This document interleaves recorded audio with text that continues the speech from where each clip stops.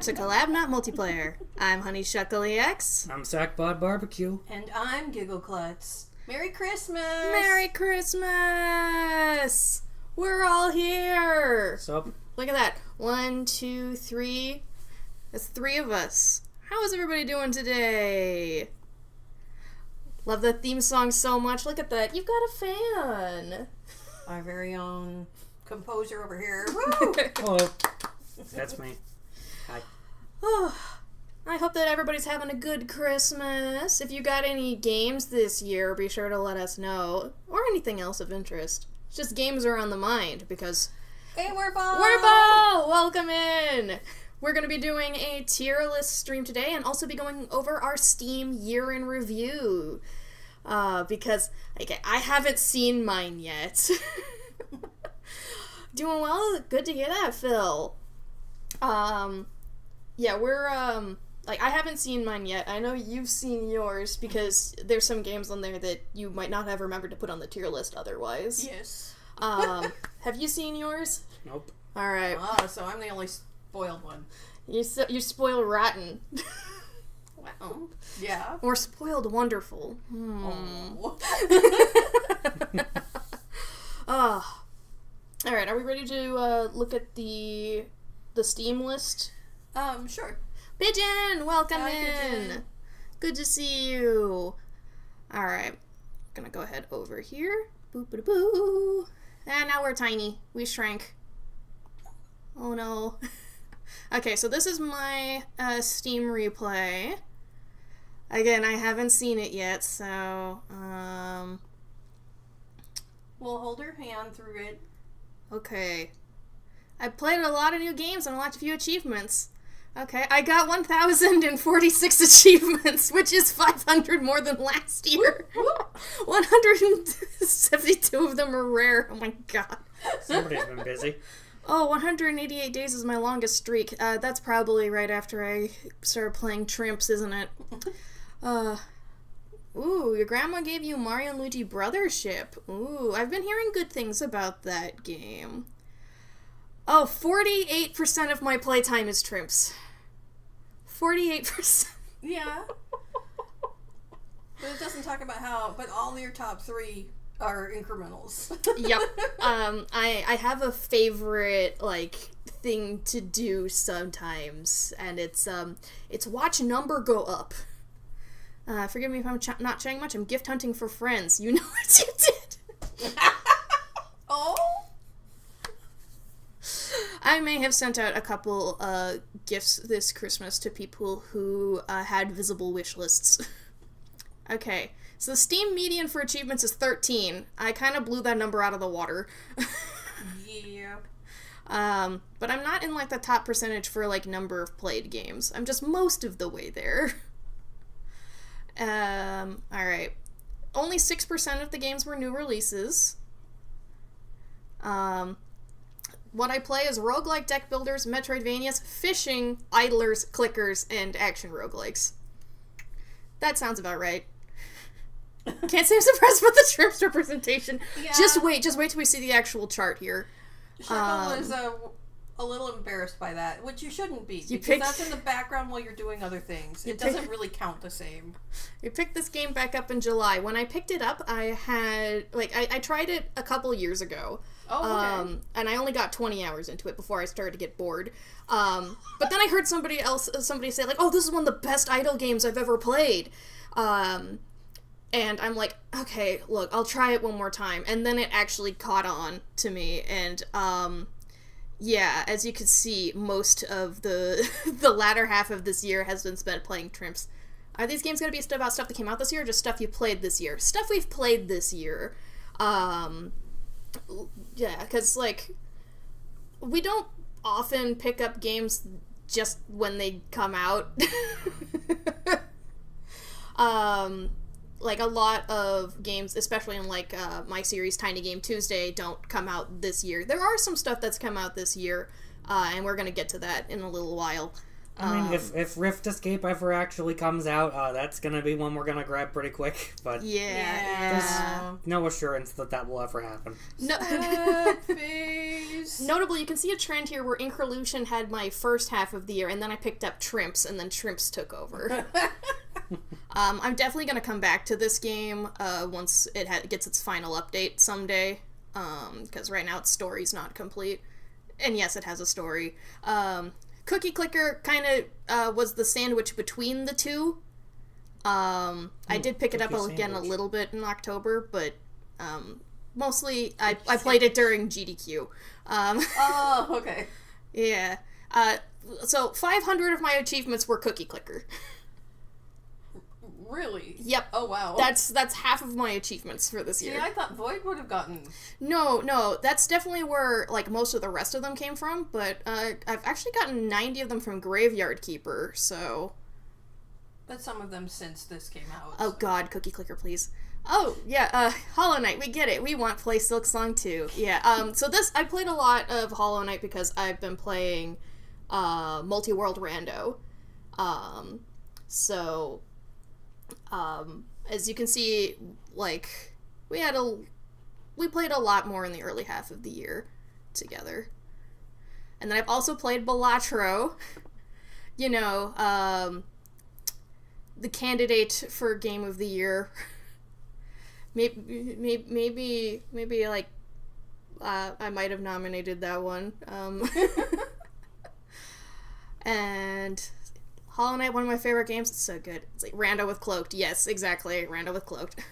Okay, so here's like my general playtime. What? See. Okay, yeah, so that was Cookie Clicker. Oh, right, Temtem. I still need to finish Temtem. Yeah. Well, okay. Well, Void Rains Upon Her Heart didn't have, like, the majority in any month this year.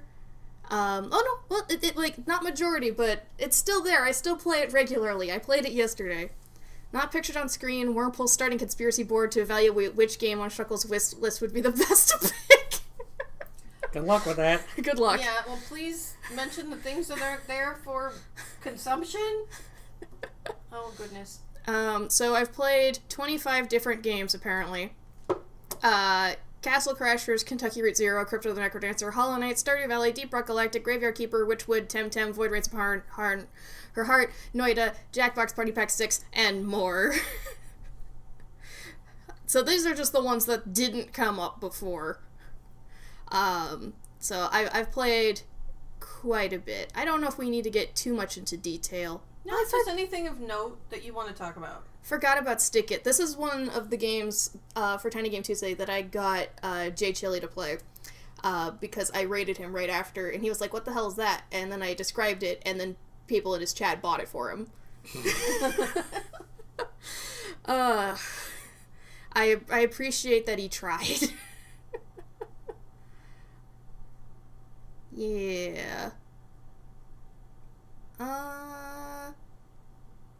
Yeah, I don't see anything necessarily here that, like, I'm not gonna talk about later. Okay. So, I think that's that for now.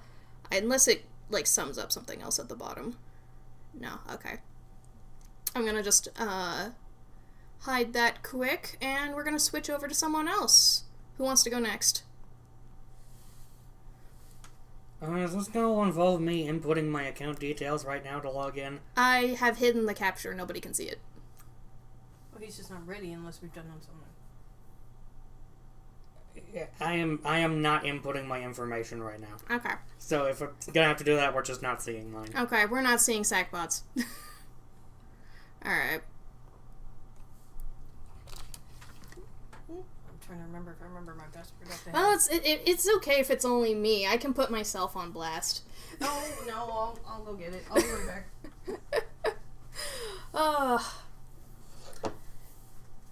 Yeah, Giggle Clutch has been like Mom of the Year again this year. Look at that pizza. Homemade pizza.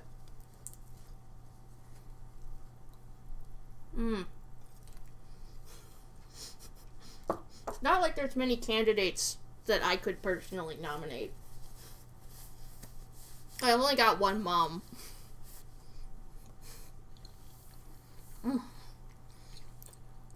Anything about the doing the tier list this year that excites you? Well, there's some stuff I want to talk about, and then I can talk about it. Sounds good, sounds good. Mom of the year every year, yeah! Need to get a trophy for, like, for how many consecutive years in a row. Maybe. Okay, let me give this a shot. Alright. Let me know if you need me to click on anything. And don't hit the numpad 7. Okay.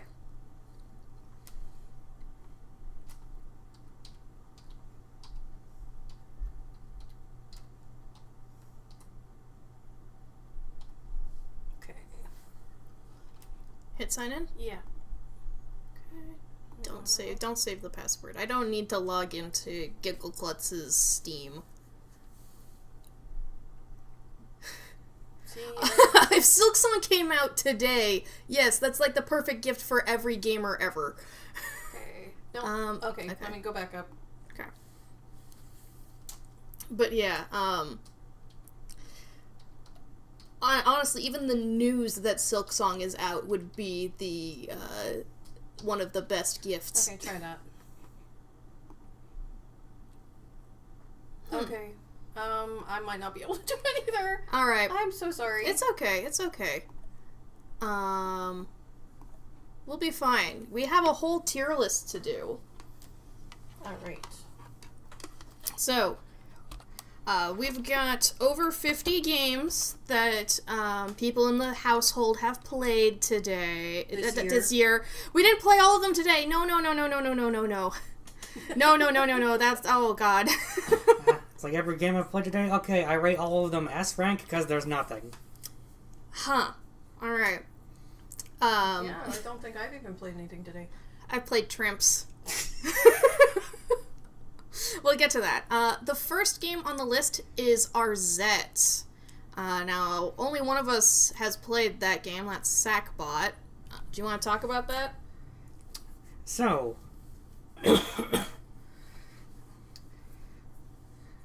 have you ever looked at the famous YouTube poop fodder, the greatest embarrassment Nintendo has ever had, the Legend of Zelda games for the Philips CDI? Wanted to just, what would be a good... I wanted to play a game like that, but it's good? That's what Arzette is, essentially. It is hugely inspired by those games, and it's just... First of all, it's just a solid game, and yeah, it has a bunch of that, goofy CDI charm. Yeah, I've seen a couple. I've seen a couple cutscenes from it, and I go like, "Oh yeah, this is a labor of love from people who are trying to make this look a little shitty." Yeah, it's like this is like genuinely solid, but also bad on purpose that works perfectly. Mm-hmm. Anything in particular that you liked about it that it did well? Sounds like it mooded good. Yeah. What ranking do you think?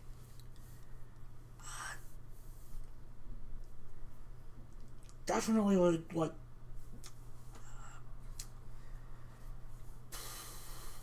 well, since it's the first game, it's like there's a lot of room for ratings to be tentative.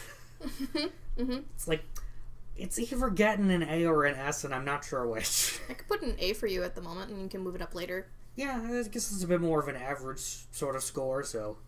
Alright, cool. Work with that first. I guess that means that I can put a tier for me here. Not played. Do you want one of those as well? Okay, sure. I didn't know you were going this complicated. Oh, last year we did go a little bit complicated. If you want any, like, extra nuanced categories, let me know. I will, but not yet. Mm-hmm.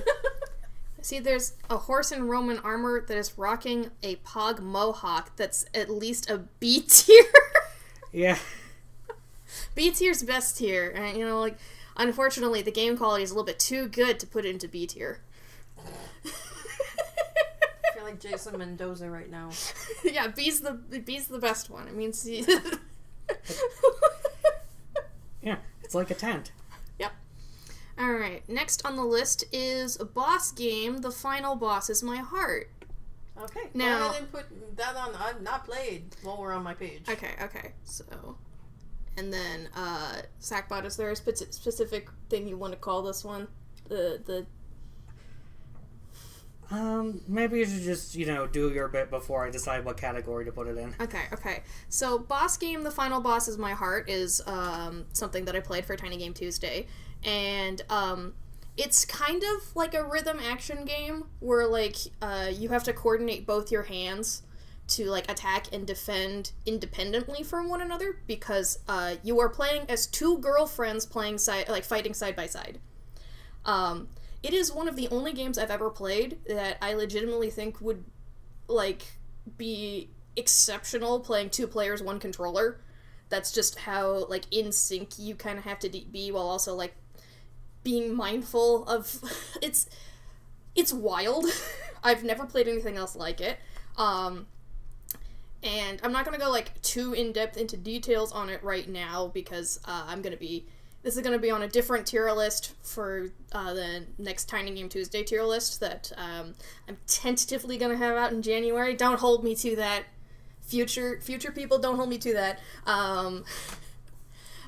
But in general, I think the game is very sweet, and I think there's a lot to value for it. So for this tier list, I'm going to put it in A tier. Whoop, whoop. Yeah, I guess I can just put that in just a comfortable... I haven't played it.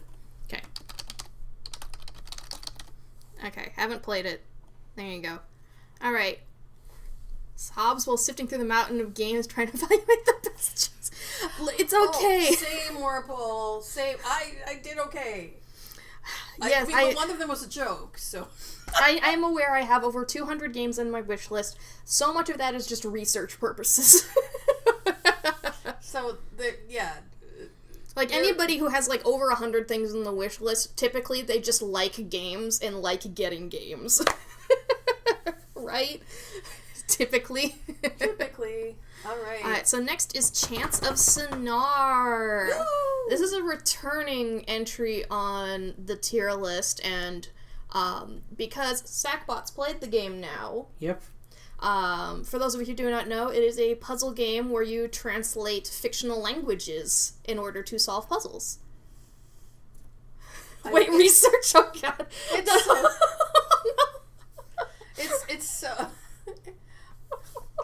On the Chance of Sonar front, it's so good. I highly recommend it. It's beautiful. The soundtrack is there. There's so much that it talks about with culture. I'm sorry, just the soundtrack is there. It doesn't sound like much of a compliment. It's a lovely soundtrack. It is. I have some of it on my relaxing video game music playlist. It's like, when I heard about the game, listened to, Giggle Klutz and Shuckle playing it, it's like, I heard all that and I thought, it sounds pretty cool. And I was right. It was pretty cool. I want more puzzle games that do stuff like this one does. I'm glad that we're getting Strange Antiquities, because I feel like if you liked Strange Horticulture, you might also like Chance of Sonar, because they do these sort of, like, pattern recognition and, like, kind of context-based puzzle solving that I am eager to take over the game space a little more. Yeah. As a point-and-click adventure person, I like the context even more than I like that stuff. So I don't remember what I ranked this last year, but like it's definitely A at minimum. Okay, it's S tier for me. Yeah, same. I give it an S for Sonar. Okay, yeah. If I'm still talking its praises a year later, it's probably S tier. Yeah. So next up is Detective Grimoire. You want to talk about that one a little bit? Sure. Detective Grimoire. I don't remember what the dev's name is, but I went on a little adventure puzzle game detective story binge. If we looked at my year, you'd see when, but I couldn't get that up. But yeah, this one is main character is Detective Grimoire, and he's trying to figure out a mystery involving a swamp monster and a murder and a murder mystery. Oh my goodness. Oh, I know. And it was very well done. I also later will come up Tangle Tower. If you've ever heard of Tangle Tower, it's the same groups. Detective Grimoire's in that too, and they've got another one coming out soon. It's some sort of mermaid thing. I don't know. Of the two I played, I do like Detective Grimoire the best.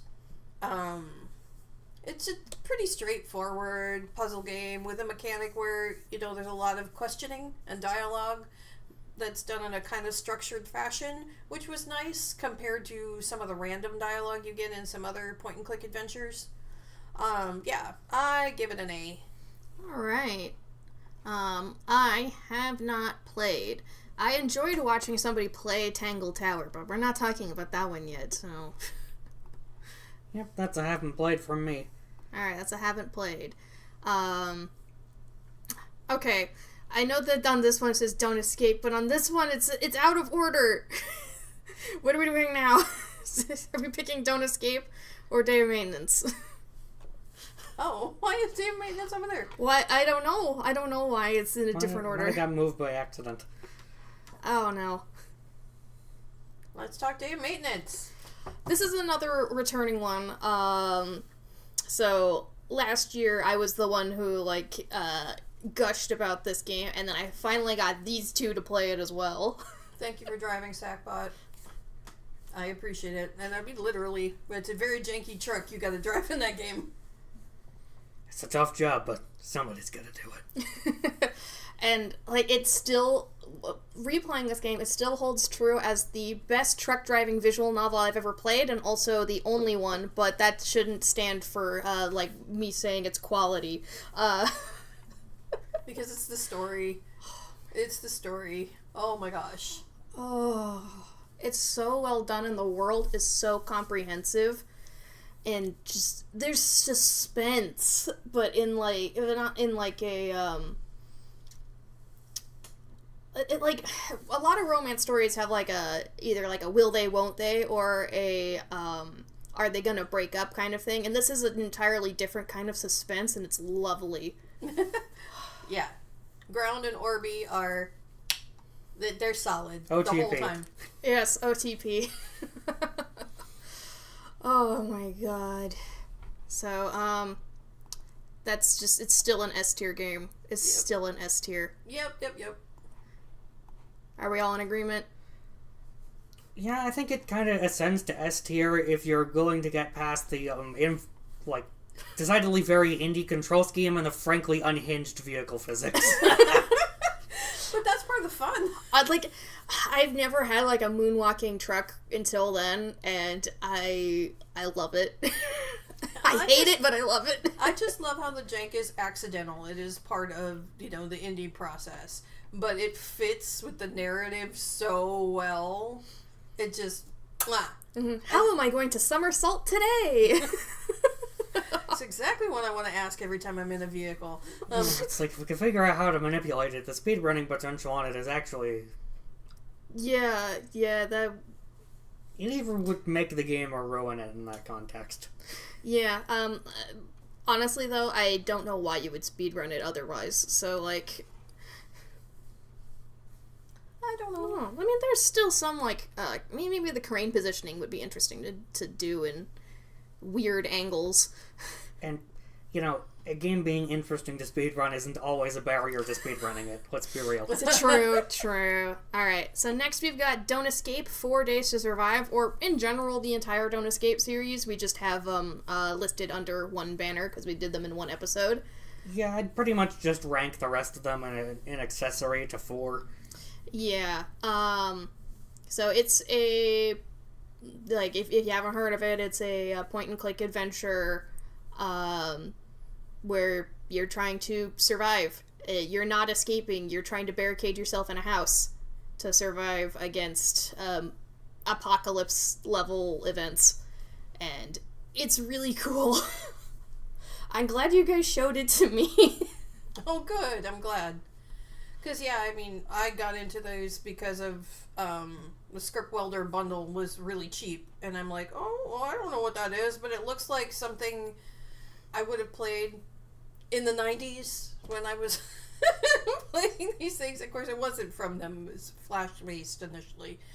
And, I don't know, it's just very well done. It brings some of that, like we talked about in the episode about this, but also some of that humongous entertainment feel, where you feel like there's replay value in it, because there's more richness than you're going to experience every time, there are more offerings than you'll get each time. There's a random element to it. Yeah, the scenarios you get put through during the course of the game can vary. And after you get the true ending, the game lets you just pick whichever scenarios you want. So if you need to go through and get achievements, you can just set up a save file with everything you need in it, and that's so nice. Okay. Gotta love the games where you have to barricade yourself inside to avoid apocalyptic events. There's a surprising amount of those, and they're usually really cool. Yeah. If you like those sort of ones, Don't Escape is a great one to try. Don't Escape 4. All of them are good, but they build up to 4. And if you're gonna play just one, 4 is the one to play. Yep. And it does a lot of common sense logic. Yeah, absolutely. And there's a mechanic there where you could retry, you could save and retry your day, and they tell you kind of what you did wrong, and then you can try again. It's like, puzzle solutions are typically pretty logical. The stuff that's dealing with, sci-fi technology is usually, explained. It's like, you're dealing with some kind of fictional device that'll usually have instructions written on the thing itself you can follow. Yeah. And no moon logic. And it's just, they structured it to make, when you try and take on the threat and you fail, it is a learning experience. It's like, it takes trial and error and makes it work. Yeah, because, one of the most important things with Don't Escape telling you, how you failed is, for example, there was nothing to stop water from coming in under the door. And it's like, oh, yeah, that is a thing you'd have to watch out for. Duh. So, when you don't know what else to do, just lose. And then try again. Yep. It encourages you to work towards perfection. So I'm putting it in A tier, above boss game, cause, that's just where I'm feeling it. I'm A tier, too. Yeah, I believe we're all unanimous. Mm-hmm. You did a good job, Script Welder, you did a good job. Oh yeah, and as far as we can tell, cool person, too. Yeah, I've been following him on Blue Sky, and he keeps saying some interesting stuff. Alright, next up we've got Eternal Threads. Ooh, yeah, I don't even know where I found this. It might have just been, you know what, really, I don't know. It just showed up somewhere. I don't think I saw it on a list or anything. I didn't go looking for it. I think I was just browsing Steam, and I came across something that I thought might be fun to play with you guys. And it's a twist on kind of a time... It's not a time loop. It is a time manipulation game where you're a time agent and you're sent back in time to prevent 6 people from dying in a house fire. Yeah. Because that will serve some purpose in the future. And it turns out that this house fire only happened because of time manipulation. So this agency we work for is trying to clean up the messes that time travel has made over time, which just sounds like throwing gasoline on a fire, really. But, there's, saving everybody is fixing it, but you can fix it better as well. You can give... Right. An ideal future based on, what happens that day. So, yeah, the timeline is divided up into little segments that you can, watch play out, and then... Vision, really? You're gonna say that game sounds kind of lit about a game with a house fire? Really? Your disrespectful puns never cease to amaze me. So anyway, yeah, there are various, sort of choices people will make in the timeline that you can alter to, change future events. And it's like, there is a big amount of cause and effect. This game really digs into the timeline concept. And, it does make a pretty big barrier to entry with how much detail this game ends up going into. And the, this game is guilty of some interface crimes at the same time. Yeah. And we will get into that in greater detail because we liked it enough that we are going to put out an episode on it eventually. I think of this game as like a movie that has a game with it, right? Like you watch a movie and then you play a game to fix the movie. Because it's all 3D rendered characters with voice acting and stuff, and they act out each of the scenes plays out in front of you with your time manipulation device, and it is like watching a movie, and you kind of gotta watch the whole thing before you decide how you're gonna mess with it. It's like if... Okay, this is largely a joke, but if the stealth segments are your least favorite part about Metal Gear, I wouldn't not recommend this to you. Those games are mostly just movies anyway. Oh my god, I wondered where that was going and then you just slammed it there, alright. It's like you could end up watching a 40-minute cutscene in between moments of game. And sometimes the gameplay on either end is very short. I see where you went with it now. Alright. Where do you think it goes, Sackbot?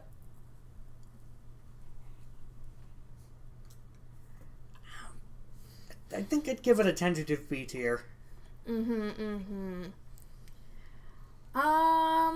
Yeah, it's on that border between A and B. Like, A from, like, a sheer production value, B for the interface crimes. Similar to Return to Obra Dinn. I'm trying to... It's like... I can see, like, people who like Obra Dinn also like this, but there's not as much of, like, a, puzzle solve in that same itch as Obra Dinn. Like, Eternal Threads is a lot more experimental. Like, you just keep shaking it and eventually it works. Yeah, and like, what little I know about Obra Dinn, which means it's like I probably have some room to play that myself someday, it's like, one of the specific points is that, you're going back through time to observe things. It's kind of a thing where you have no influence on the timeline anymore. Yeah, there's definitely different puzzle-solving criteria. Yeah. But if trying to see backwards through time is the thing that gets it for you, then you might really like both games. I'm not saying that they're that similar, but they're both... Obra Dinn's better, but this is good. Yeah, I think I am gonna put it in B until further notice. Okay, and we can always adjust. Me too. Yeah. Not just because I'm a people pleaser. Yeah, we have similar tastes. That's how we can play games together. Well, there's so many good games. There are so many. All right, so next is Finding Paradise, but I think we should do To the Moon first. Okay. Because they're both in the same series. To the Moon, if you haven't heard about it before, it's a game where these scientists go into dying people's memories and change things so that way the dying person gets to live out all their dreams before they pass away. Not right? Yeah, it's like the setup is much different, the execution is way different, but it's like, I find transitioning to that from Eternal Threads is actually kind of funny. Yeah. Like, as I explained it, I'm like, I can kind of see the similarities. Whoops, that's a through line. Huh. I'm like, okay, sure. I'm fine with that being a through line, but whatever. Yeah. Like... they're sprinkled with humor. Like, I definitely had fun playing it. It's just there's, like... I can definitely tell that this is a little bit older on the scale of games we've played. There's, like, a lot of backtracking into the moon. I mean, sometimes they, like, cut to mean you don't actually have to walk back, but there's a lot of walking around, and there's some parts that just don't click right. It's like, I'm gonna be real with you. The thing that colors my opinion on this game ultimately is just the fact that it's, about telling an emotional story that just didn't land for me. And for me, it was the hype. I felt like I was being pushed by hype because so many people, people love it, and I'm like, okay. I mean, it's fine. I had already spent a year gushing over Outer Wilds, so it's kind of hard. Hold on, I'm gonna move my icon to the bottom so that way people actually know whose tier list this is from watching. Okay. I'm gonna do that for everybody else's too. You guys can keep talking. Yeah, take me down. Knock you down a peg. Ba-boom, ba-boom, ba-boom, ba-boom. Yeah, so I'm gonna put that in B tier. Okay. Where is it on yours? Okay, I don't know why yours is so different. B tier. I don't know. If anybody's is gonna be, it's me. Alright. What's your opinion on To the Moon? I think I might give it a C tier. Yeah, I kinda think so too. Like, I think it does tell a good story with a little bow on it, but just there's something about its execution that falters for me. I have hope for the mystery of the series, because it does look like it's going someplace. Love it when autocorrect tries to correct something to Cleometrician? Sleek? What is that? Yeah, I don't even know what that means either. What is that word? What? Autocorrect really, really loves a thesaurus. I don't know. You need to value yourselves a little bit more at the bottom of the tier list. Y'all B tier. Thank you. It's like, I'm shuffling myself right against the haven't played territory, which is like, okay, it's a little inaccurate. I've definitely played myself at some point, but I don't know when. Can't name any examples at the moment. There's clips of that for me, so if you ever need an example. Okay, so that brings us to its sequel, To the Moon sequel, Finding Paradise. I like this one a bit more. I think the way that they decided to tell this story does add a little bit more mystery to the experience, and I think in general it delivers a little bit better. I'm going to put it into B tier. There's still some issues that, like, hold over from To the Moon, but I like Finding Paradise a bit better. What about you guys? Yeah, I think it's a B tier for me, too. The same. Alright. But they're quite similar.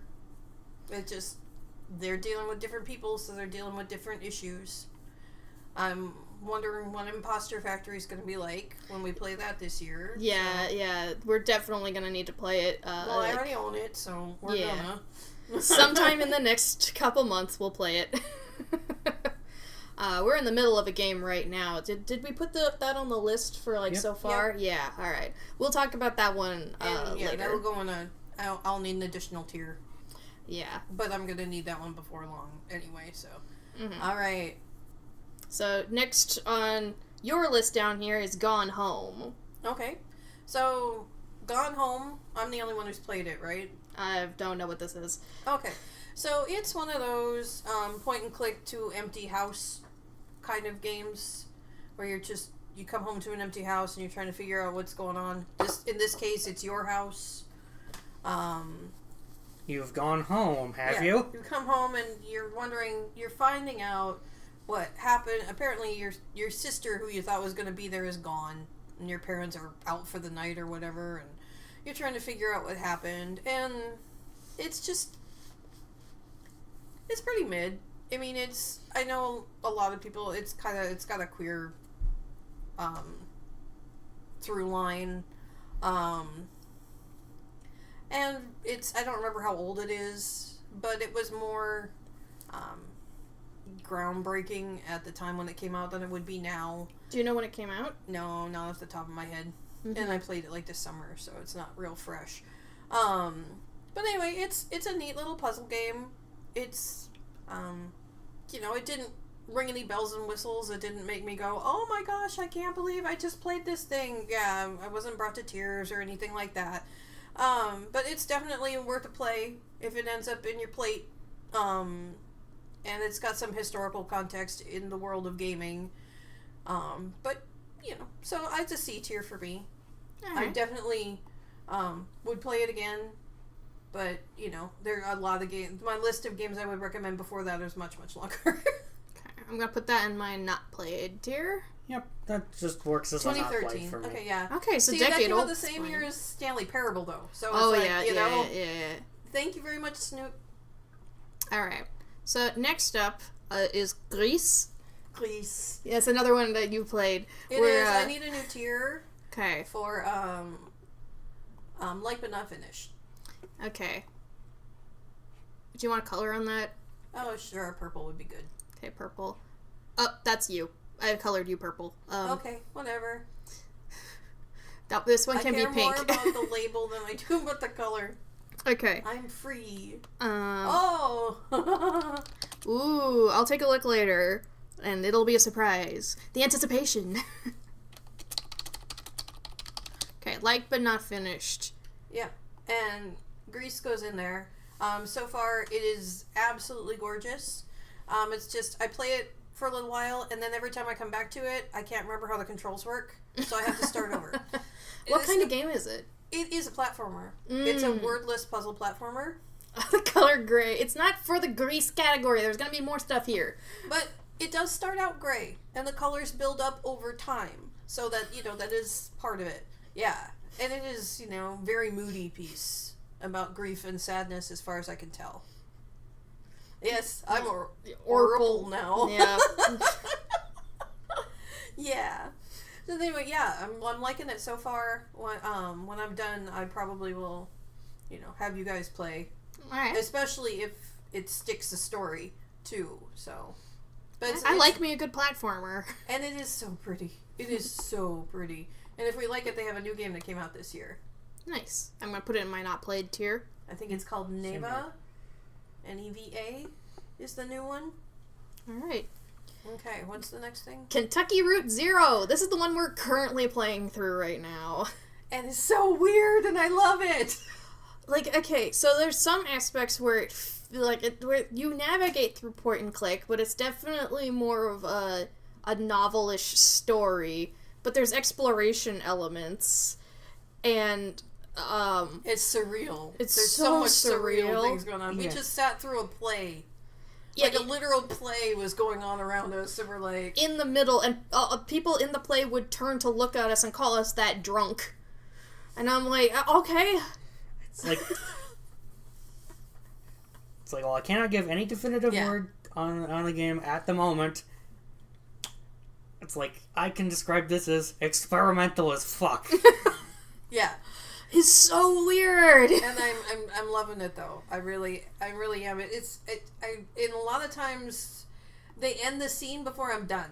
So I'm gonna have to go back in and explore again. It's like, it's like kind of, sort of visual novel-esque point and clicky things, surreal road trip simulator. Yeah, it's so... I keep saying it's so weird, but, yeah, that's because it is. It's in the best way, though. Yeah, and another thing that's, interesting is, you click to move around a map, right? And so you have an icon that, displays what you are, and you'd think it would be like a truck. No, it's just a tire. That simple little distinction makes me go, what? I swear in Act 2, it's a freaking unicycle. I swear it had pedals. Yeah, it wobbled like a unicycle. I I don't know. It's just so so far it's cool confused. though. So I'm. Why is there a bear floor? Yeah. Okay. Yeah. I love the bear floor, but why is there a bear We floor? go to an office building, and it's a weird. What is it? It's the Bureau of Reclaimed Spaces is what the building's called, and there's just this floor in the building that is full of bears. And it's a forest in there too. There's no explanation, no nothing. It's just Nobody there. acknowledges it. You don't need to go there for anything so far. Weird is normal, and that just makes it more weird. Anyway. Why do we even go to the bear floor? Your character's getting tired at that point? I mean, true, it's like midnight. What do you mean you don't have a bear floor? Is that why there's so much noise upstairs? I had no idea. Wurmple, you're gonna need to give me a house tour at some point if you have a bear floor. So, what do you want your not finished yet category to be called?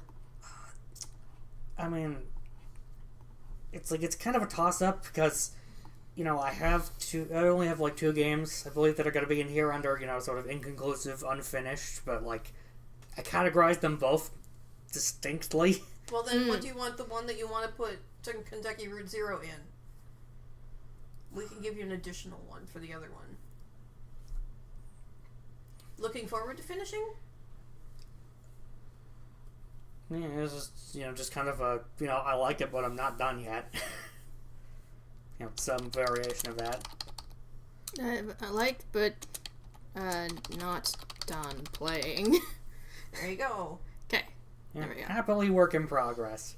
Happily work in progress. Alright, next up we got Luck Be a Landlord. So this is a deck builder roguelike game that takes place on the wheels of a slot machine, and you have to get enough money to pay your rent.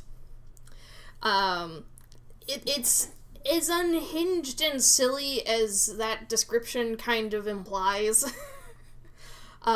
But basically everything on your wheel synergizes with other things on the wheel, so you just have to fill the wheel with stuff that if it happens to land next to the right things, you get a ton of money. Probably also have a bear floor, it's just they're hard to find because you barely notice them.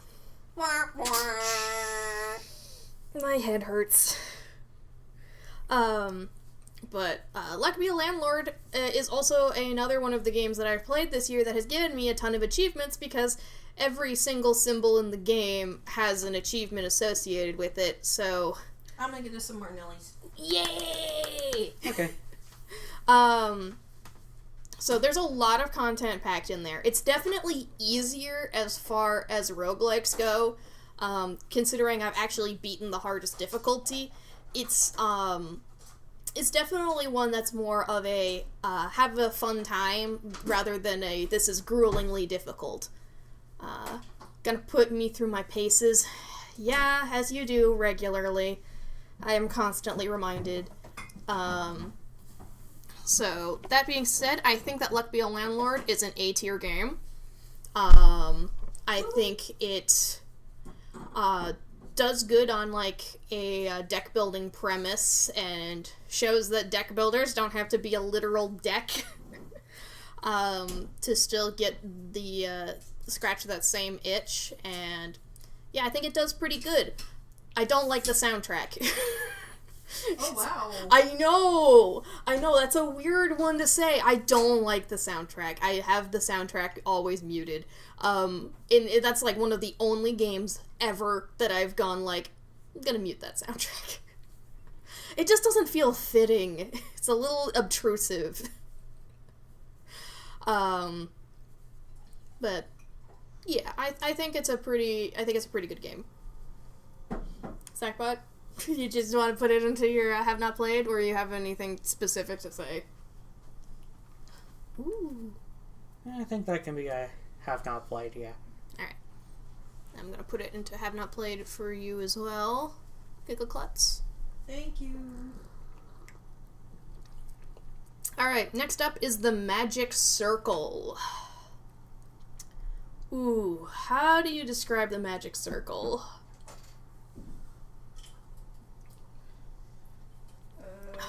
Okay, so It's a first-person exploration game. With some sandboxy elements, but, like, I wouldn't directly call it a sandbox. No. And it's got puzzle elements, but most of the time you're not solving puzzles. And it's got a story, but it's not exactly story-rich.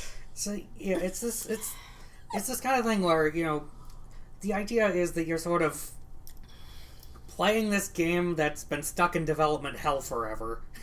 Yeah, so at first I didn't know if we were like a part of the game rebelling or if we were somebody hacking into the game because you can die in the game, but I'm like, but the end of it, still don't know.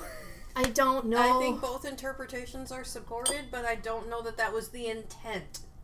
Yeah, it's that underlying thing that just, like, it's so hard to place yourself in any of this. It's a twisted idea of what game development is and how it works and about how it interacts with fans. Because, like, you're being recruited by a character in the game. And their interpretation of what game development looks like kind of looks like if Spore Galactic Adventures with multiplayer. So, like, you can see, like, all the people, like, flying around and developing the game live. And I'm like, I don't think that's what, like, 90% of game development is like. We need a new tier. I don't know. God. It's just, like, this game is all about, you know, developing a game, because what makes the game, you know, fun and interesting is the fact that you're, you know, there's all sorts of different, like, objects and, you know, like, characters, creatures, and whatnot scattered across the game world, and you can yank properties off of them and stick them onto other things to change their behavior. Right. So you can turn a moving creature into a rock and just make it stay still and not move anymore. You can make things fireproof, you can make them fly or shoot stuff. It's got these really neat immersive sim elements to it. Yeah. And it's like, you know, there's also this, like, you know, RPG mechanics for them, which don't really come into play since the combat's so basic. He asked Cloak to know if it's so accurate about game dev process. Well, he makes 2D games, so even then he probably wouldn't be able to give a pretty accurate feedback. I would still like to hear Cloak's opinion on it. Sure. I mean, yeah. Yeah. We had fun with it, but I don't necessarily recommend it.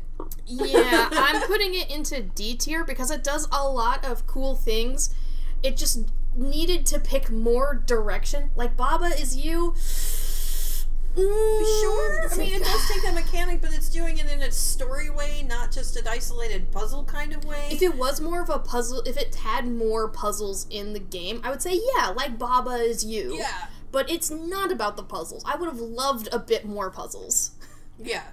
If they leaned into the puzzle game more rather than the weird story they were trying to tell, it would have been a lot better. Yeah, sadly, I can give this more props as a proof of concept than a final game.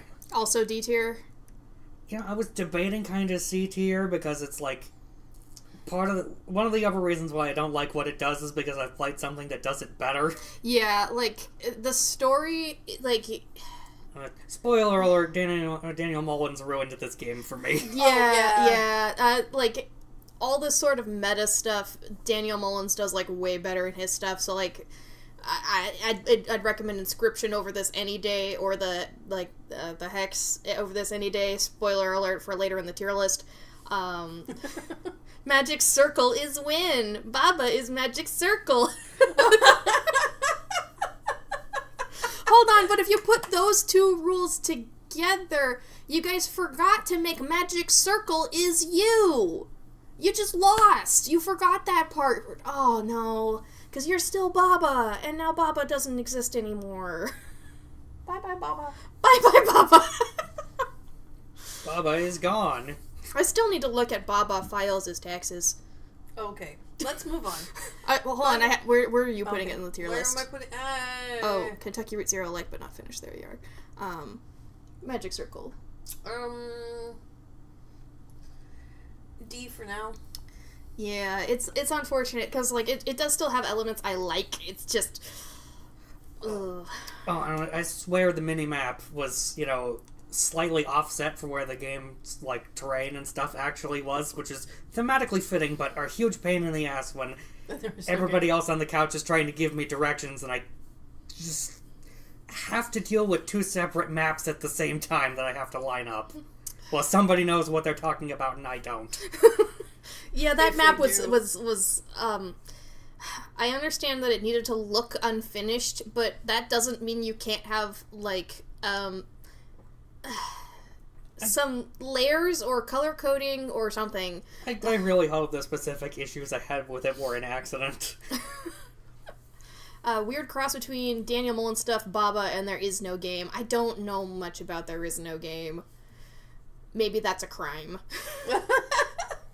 I don't know. Oh, the world of games is way too big for anybody to know everything. Yeah. Okay, so next it says next here is Before the Green Moon, and that's something I played on Tiny Game Tuesday, and it's not first for me. Okay, so Before the Green Moon is a farming game. It's like a 3D. You're saving up enough money so you can take the space elevator to go to the moon. Because they need farmers on the moon, because it's green now. So you move to this town at the base of the elevator, and while you're saving up money, you start to get to know people, and solve different plot lines with them, and just in general, live in a community. And, it's stuck with me, because it makes me feel things I don't like. but at the same time, they're trying to go for those feelings. So I have, this whiplash of, do I like this game? Is it great art? I don't know.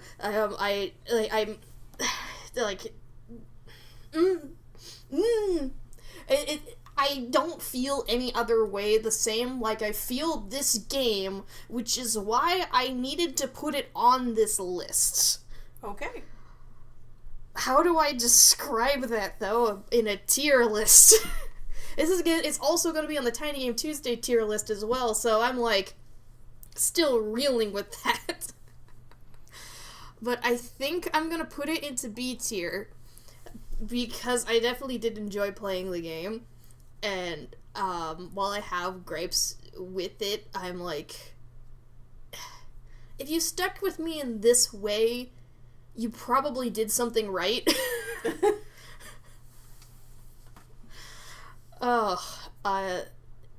Yeah, it's different. It's different. Well, I didn't play. Yep. Alright. So next, we got another game of mine, Noida. So I played this one pretty recently on stream, and so it's a roguelike, and it's got some of the chaotic energy of Spelunky, but the not tell you anything of Terraria, and the lore and mystery of I don't know how to compare whatever's happening in this game to anything else, because clearly there's lore. Is there a war? There's a lot of gods. What's going on with the gods? Why are there giant worms everywhere? Is that important somehow? Why is this game so hard? And yet, why am I not the cause of my own deaths? What is going on? A tier. What kind of game is it? It's a 2D platformer where you try to kill monsters to make it to the bottom. But that only seems to be one of the endings, because if I go to other places, I find these collectibles that are clearly part of a larger plot line. But I... Okay. It's got, destructible terrain, right? It's got destructible terrain if you have the right tools. Oh, jeez. Okay. It's also got drugs, and eating stuff off the floor, and vomiting up rats. I was gonna say it's like Dune, but you lost me. I mean, it's not like anything else. I don't know if I'm ever gonna beat it. Alright. But the fact that it's tickling your lore sensors is probably what's keeping you. Yeah, like, I don't know, like, when it's gonna come back to stream, if ever, because I definitely needed a break from it, because as fun as it is, it also breaks my brain. Like, because part of what makes it so hard is because, you get wands and you get spells. And when you put the wands on, like, the spells on the wands, it can fire them, like, in sequence, or it can fire multiple at the same time, or it can chain them into each other, and you basically have to make the spells go off in the correct order to win, and kill stuff before they can kill you. But, of course, the most destructive stuff can also hurt you, and there are many times where I've made myself instantly explode. Yeah. It's kind of like, well, sounds like sort of an amateur rocket science game. Yeah, and that's part of why, I think you would like it. Sometime, I think you would like this game. Alright, I'm gonna put that on your not played. Do you have any special feelings about the fact that I said that you would probably like this game? I don't know, I'm kind of torn between, putting this into the, haven't played or reprising my I'm scared category, but at the same time, this is a more positive I'm scared than I usually did with those other ones, so let's just leave it in haven't played it for now. Okay. We put Outer Wilds back on the tier list. Sackbot has labeled it with, yeah, Outer Wilds still rocks. Yeah, I don't know that we need to talk about it much, but... Outer Wilds is still S tier. It still holds up real good compared to anything else we've put on this tier list. Yep, it's still there. It's one of those things like, check. Yep, it's still there. Alright, cool. Yeah, this is an Outer Wilds and Grotto Stan account. Yeah. Alright. Lamplight City. Okay, so this goes in the like but not finished category. I'm just mentioning it because I had so many point and click things that I did. And this one, I just, I've been having mental health stuff. Just have fallen out of playing games altogether right after I started this one. So it's another detective mystery point and click adventure game. But this one's done by a developer I saw on Blue Sky. And they've got a new one coming out soon called Rosewater, I believe. So I'm interested in that when it comes out. This one's kind of set in, I think, an American town, but it kind of looks like a Victorian town. It's a kind of a weird setting, but I'm enjoying it so far. Do you think it'll become Gaslight City? Possibly, actually. Well, one of the first things that happens when you're trying to figure it out is you're investigating a theft at a flower shop, and in the process, your partner gets killed. Well, I didn't know how to save, so I ended up having to play that twice, and I didn't know if you could save your partner. You can't save your partner. Then the next scene starts, and he's a ghost giving you shit, and so you gotta solve his murder. So, yeah. So it's bicker bantering with your partner who's dead after a bit, so... Oh, that sounds like fun. Yeah, and I'm hoping it will be. I also get caught up in, where do I put my disbelief, which is going to come up a lot more for, a different game in here. But anyway, yeah, so far it's good. If anybody else has ever played it, let me know what you think. Otherwise, yeah. It was just significant enough, and I liked how much I'd played enough that I put it on the list. Yeah, right there. Okay. Alright, the Paynes Creek Killings. Okay, so this also is from my...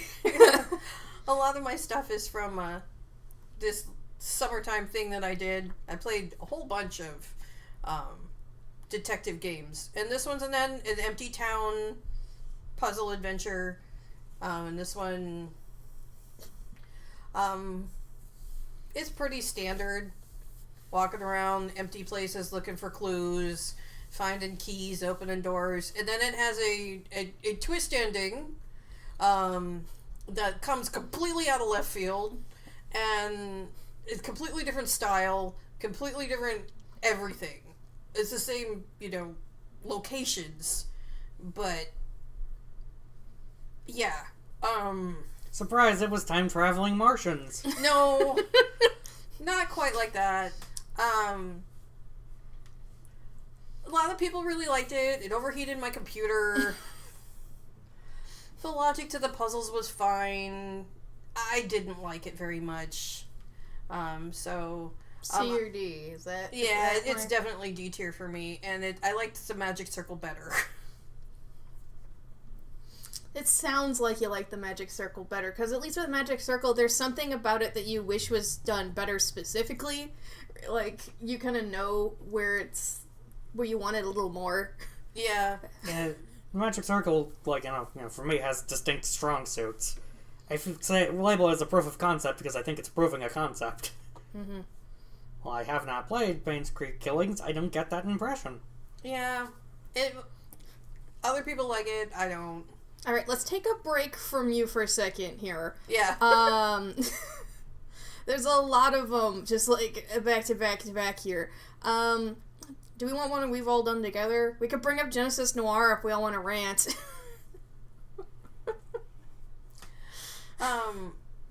Sure. Wait, where is that? Kentucky Route Zero for Gallon or what? Yeah, oh, no, this one here is liked but not done playing over here. Okay, cool.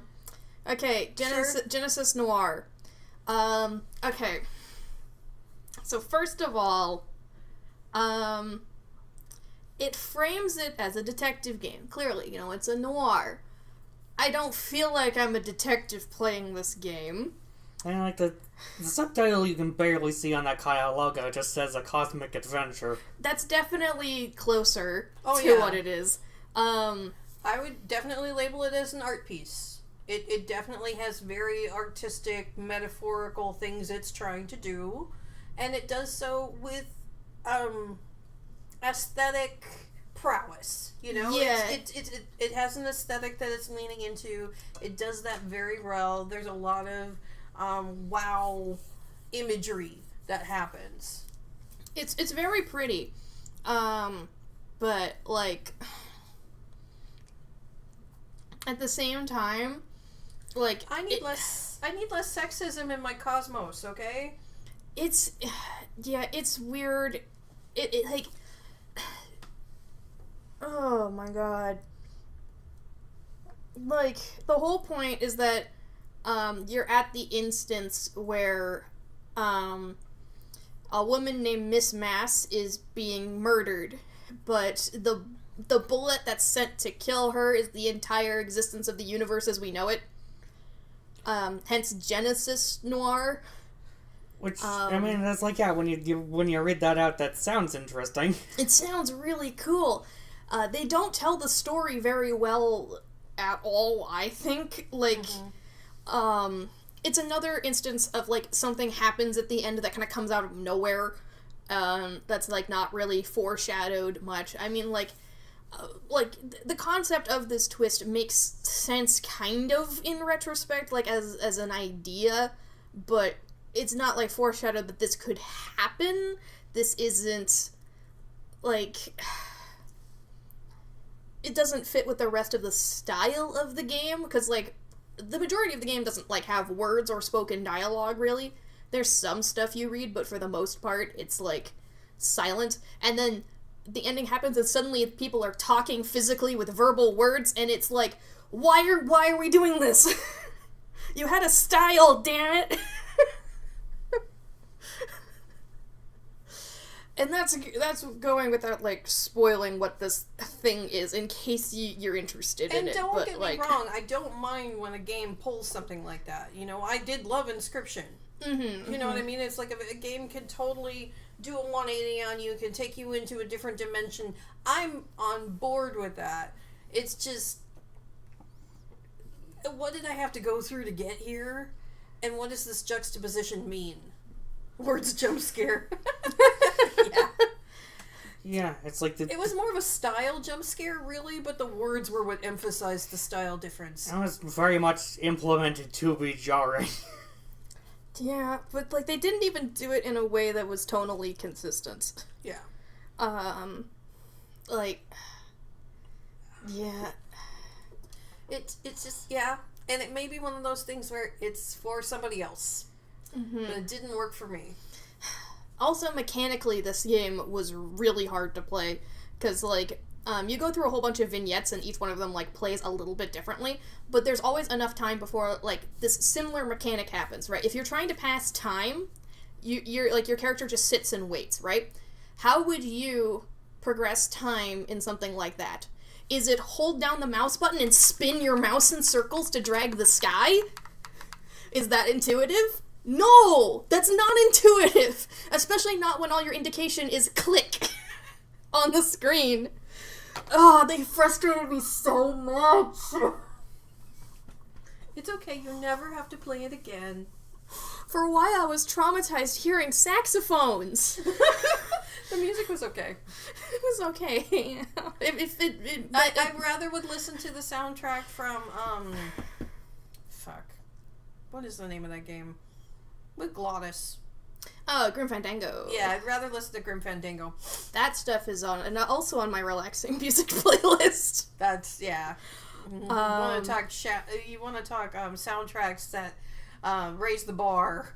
That one did a long time ago, but yeah. Yeah. Where you put Genesis Noir? Yeah, that is a solid D tier for me. Yeah, and it's another one where, like, its production value, I think, makes me put it on that border between, like, D and C, but for sheer taste, I'm putting it in D. It's not my thing. Gotta let JK know about the saxophone trauma for the blurps. Oh, fuck you. No. You don't have saxophone trauma, it's a D. Yeah, even below Payne's Creek. Because I spent hours and hours looking around, looking for stuff, having fun in Payne's Creek before it betrayed me. Yeah. I can't believe that Genesis Noir made me go, wait, no, I need more of the backstabbing narcissist. Yeah. They didn't do enough with him. Give me the golden boy! Give me golden boy! He's the only thing that was making this interesting for me. It's like, yeah, the only thing left after he's gone is the game itself to just kind of be an antagonist at that point. JK, no! You're here! JK! Oh, no, I'm fucked. You'll be fine. You will be just fine. Yeah. Your friends love to torment you, but that is because they love you. Yeah. Alright, so next on the list on your page is Night in the Woods. Ooh. We did an episode about this a couple months ago. And, yeah, this is one that, like, a long time ago, I watched, like, Jacksepticeye play it when it first came out, and I liked it enough that I still wanted to play it later, so that's a good indicator already. So then I got to play it through with you, and then with all three of us. Like, it's a very, very rich game. And it's like we said in our episode about it, it is kind of a celebration of the mundane. I hope you guys hear sudden Very sudden loud scream from Shuckles Row on Friday. It's just the saxophones. Yeah. But Night in the Woods is, it's really fun and and mellow before you get to the storyline. The storyline is layered underneath all of this, just exploring, kind of dread and what it feels like to not be going anywhere and to not know what's going to happen next. It's like, yeah, this game was, one of the things this game was recommended to me for was, like, it's kind of a take on, like, social or societal horror.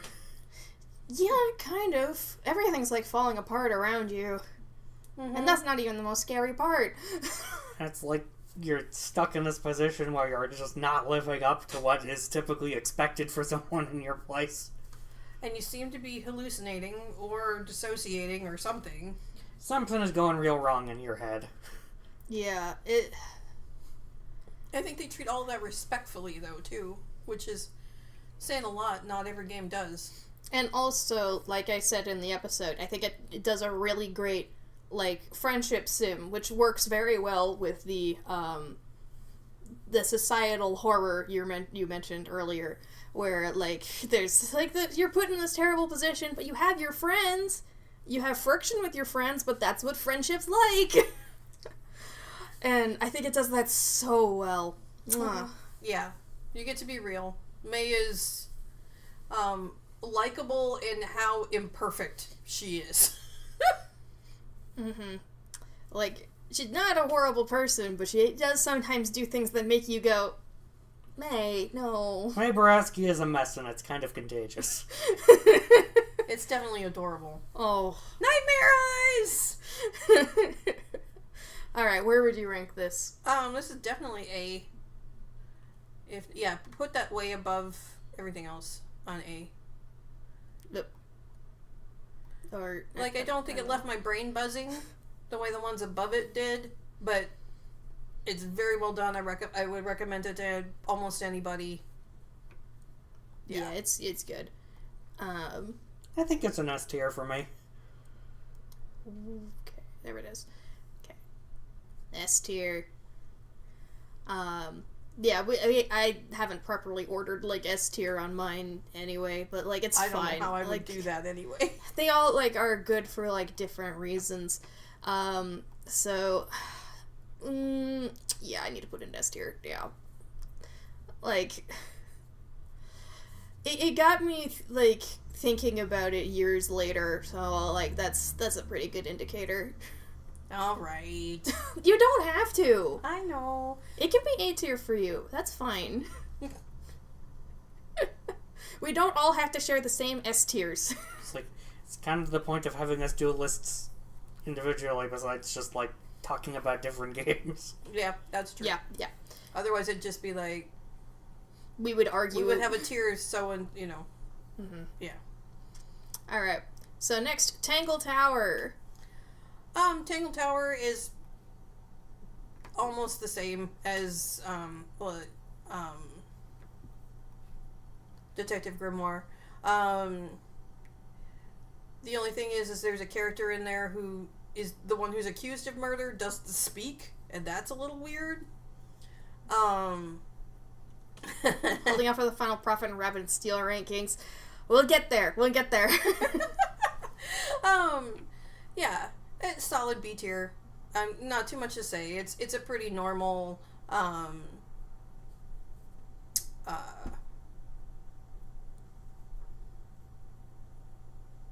and click adventure game. I don't think it added anything to the genre. It carried on the stuff that was going on in the one before it. Mm-hmm. Yeah, it's good. It's playable. I enjoyed it. I've watched a playthrough of it and was entertained. Yeah. Like, that's all I can say on the note of Tangle Tower. Alright. So, then there's Tunic. Okay. Yeah, Tunic for me goes in the not finished, but I like it.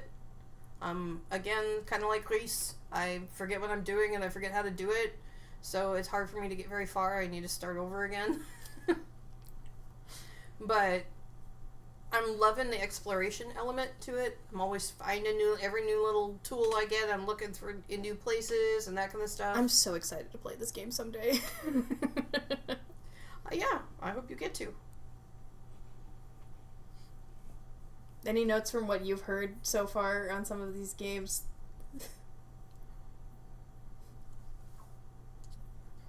Yeah, and I haven't heard anything against Tunic, personally.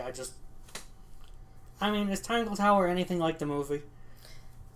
What? I don't know, I haven't seen the movie. There's a Tangle Tower movie? I don't know. Alright, okay, Balatro. Did they at least put the chameleon in it? remember, but Okay. I think there were frogs. Before we do anything else, I need to put this in S tier. Okay. This is the second best roguelike deck builder behind Slay the Spire. Like, but it does an entirely different kind of gameplay. But basically, you're playing poker, but like really really weird poker, like the first hand, sure. It has a score attached to it, better hands are more points. But then you start doing weird shit. Like you start putting stickers on your cards that give you money when they're played, or you turn them into glass, which gives you more points, but there's a chance they break. And then you have jokers, and maybe this joker makes all face cards played multiple times. Or maybe this one, is the Fibonacci sequence, and it makes it so that way, like, aces, 2s, 3s, 5s, and 8s score you more points. Like, it just gets really weird really fast. And maybe you just open a card pack and go, oh, this one can set all my cards on fire, and give me money for it. And it's like, what? What are we doing? God, I love it so much. Yay! Like, if you're on the fence about trying Balatro, please try Balatro. It's made by a solo dev, and that is startling given, like, the visual quality of it. Like, it's challenging, but it doesn't, like, get to necessarily, like, impossible levels of difficulty, so it's definitely more challenging than Luck Be a Landlord. But it's not, like, the absurdity of, like, Slay the Spire. It's kind of like a nice middle of the ground in difficulty. I think it's really, really good. Yeah, just to be warned, this is a game that will, demolish your free time. Yeah. If you're not careful. Most people who like this game sink upwards of 70 hours at least into it. Oh, jeez. Yeah, it's really good. So, Okay. I think, personally, this is largely only motivated because I've only played one run of it. I would put it as an A tier. If I get into it, I suspect it would probably qualify for S tier. Yeah, I did sit with you and show you how it works at one point, when I was getting pretty obsessed with it. And I imagine for you, just put it into not played. Yep. Okay. It doesn't need its own tier. It's fine. No. Not that I won't need another tier eventually, but that's okay. We'll get there. Yeah. Okay, Inheritance of Crimson Manor. Okay. This again fits in the category of my point-and-click mystery or detective adventures, and this one's not really a detective story, but it is a point-and-click puzzle. And this one, I think, was made by someone young. I had to suspend my disbelief in some ways, just the way things aren't. It's hard for someone who's always lived in the age of the internet to imagine what things were like before the internet in some ways that are going to be really obvious to me, that are not obvious to the average person. So when young people set things in the past, they have a really big misunderstanding. Like, it's set in Victorian times and they're talking about DNA, and I'm like, no, DNA was actually discovered in the 60s. That's not something that happened. Like, in the 1800s, like, this is set. Yeah, you might have people talking about stuff like oxygen if you're, like, a super scientist. Right. Like, but anyway, it's a look through a mansion and find things and find keys and solve puzzles and all that kind of stuff. And I grok that kind of a game. It was fun. I'd give it a B tier. Nothing wrong. Yeah. The story was fine. It just was a few moments that just made me go, yeah, let's say that. I just, I kind of wish that more people would lean into just writing fantasy rather than trying to set stuff in the past. Victorians thought you should do cocaine about the ghosts in your blood. Right, yeah, exactly. Yeah. And, reading about that or having characters do that would be fun. How cool. Coincidentally, Cocaine Blood Ghosts is the name of my new album. Oh my god. How many albums do you have? And why aren't you showing them to me? I just... It's a joke. Whatever. Okay. We got web fishing. Which, I was sadly informed was not a game about being a fishing spider. Aww. Yeah. Okay, so for those of you who don't know what web fishing is, it's a multiplayer fishing game that's kind of in the style of Animal Crossing. And that's mostly it. Okay. Like, sure, you can do stuff like play guitar, you can run around and metal detect, but for the most part, it's about fishing and chilling with your friends, and that's why I've spent 50 hours playing it by myself trying to catch the rarest fish. Have you paid for the albums, Shaka? No, I haven't. I haven't paid my brother anything. You pay him attention. But he doesn't appreciate that sometimes. Stop that. Okay.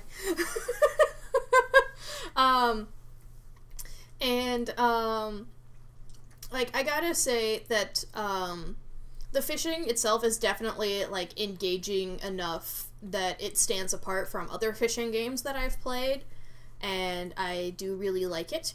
I think it's, like, at the bottom of A tier for me. Imagine putting fishing in your video game. Could be me. Are you making a video game pigeon? Is that why there's no fishing in your game because you haven't made one? Are you a game dev if you haven't put fishing in your game?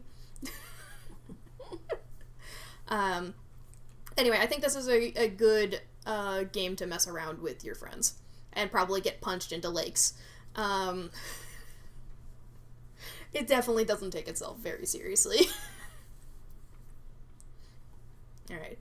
I'm gonna guess you just want into not played and not played. No special tiers. Where to go? It's up in the... Oh, there it is. upper right corner. It's a... Alright. Entropy 02? Oh boy, it's time to do some talking. Alright. So, technically speaking, it isn't a game so much, but it's basically a game. Technically, it is a mod for Half-Life 2. Oh, Okay. that, yes. And, I will tell you right now, I like this more than, like, half of the official Half-Life games. We spent a long walk last winter where Zachbot told me the whole story of this, and I was fascinated. It was fun. It was so much fun to listen to you tell me the story, so... It's like, I think for the most part, there's tons of stuff here where if you just showed this... You could have showed me parts of this game out of context. It's like... I don't know, it's like this... It's free, but you could charge money for it.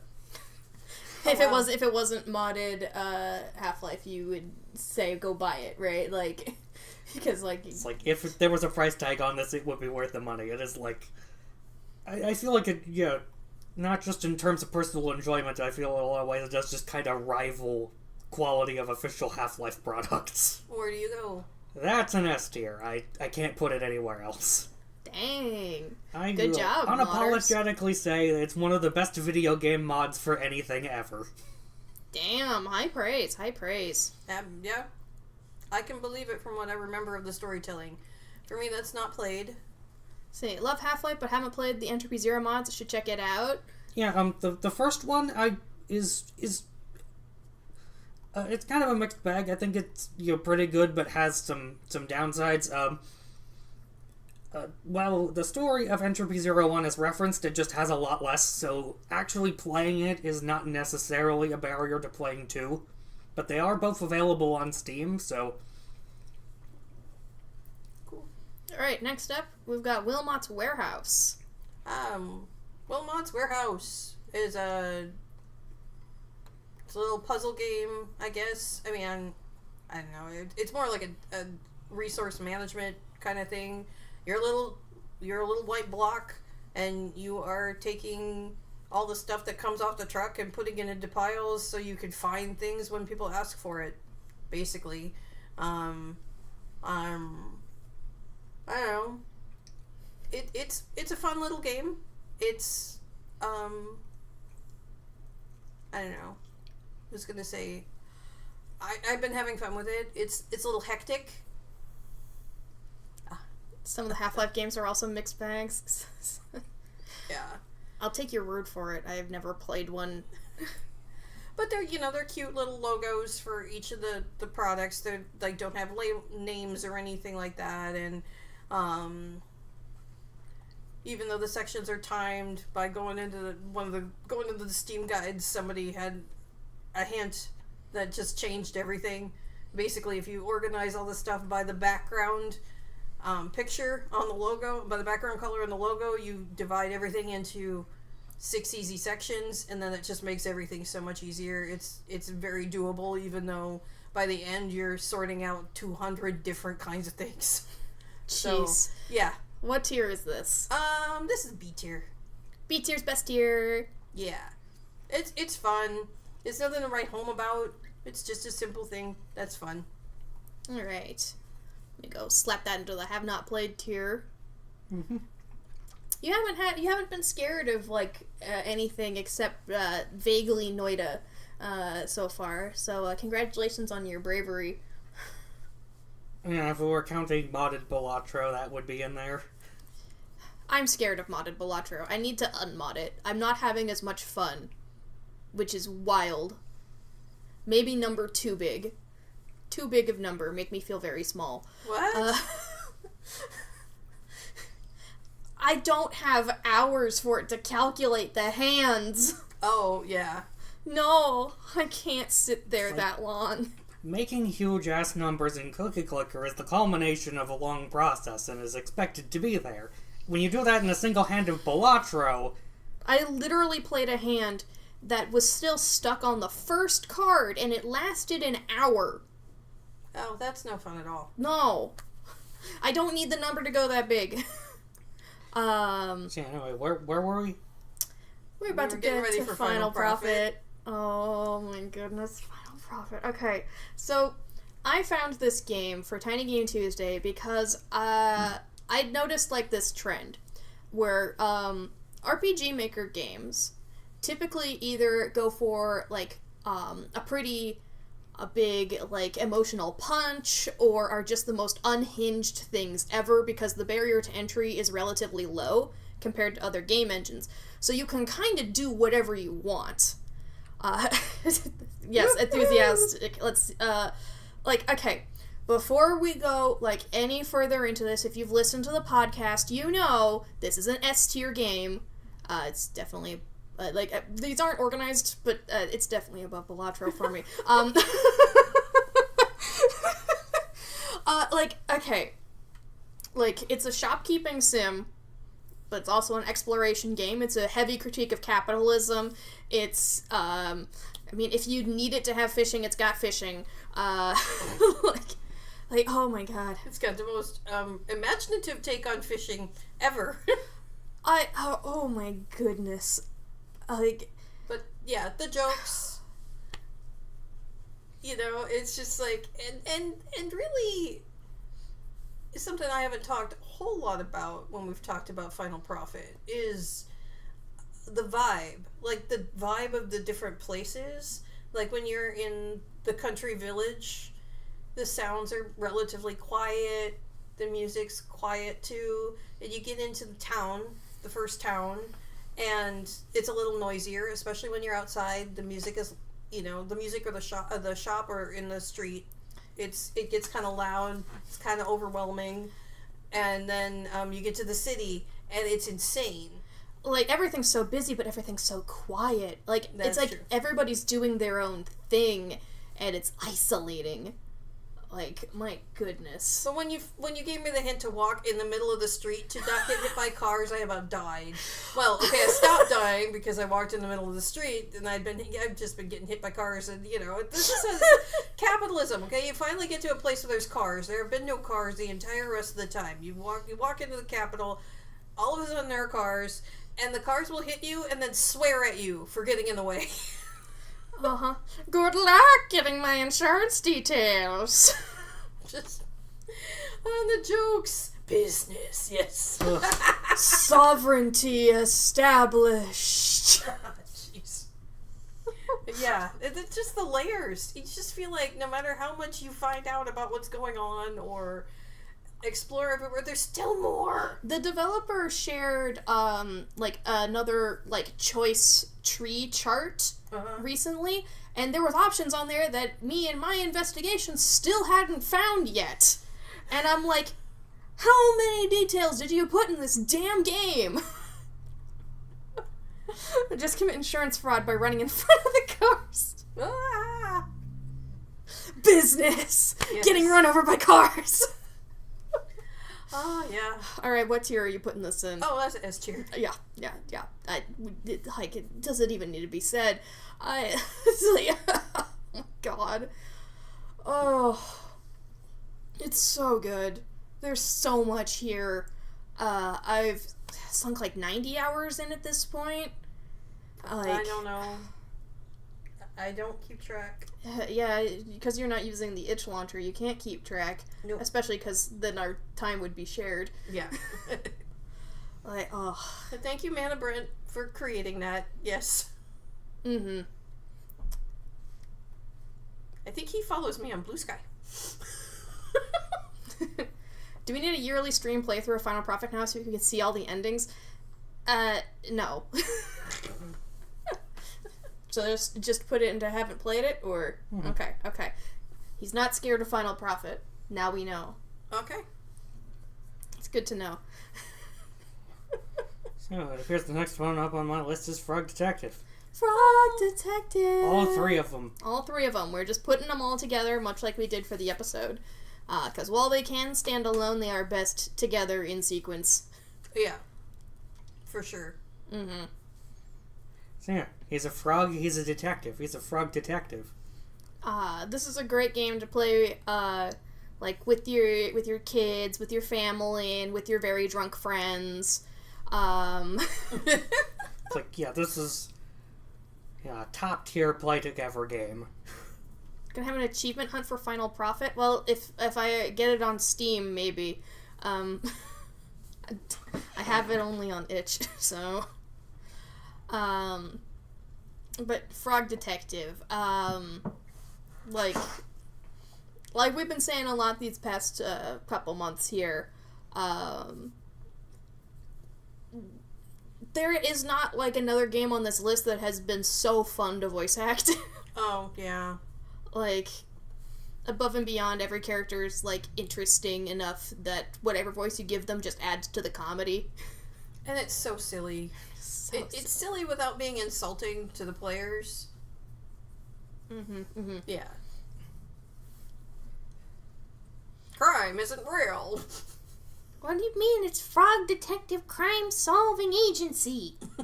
So yeah, this gets a solid A tier from me. Oh yeah, me too.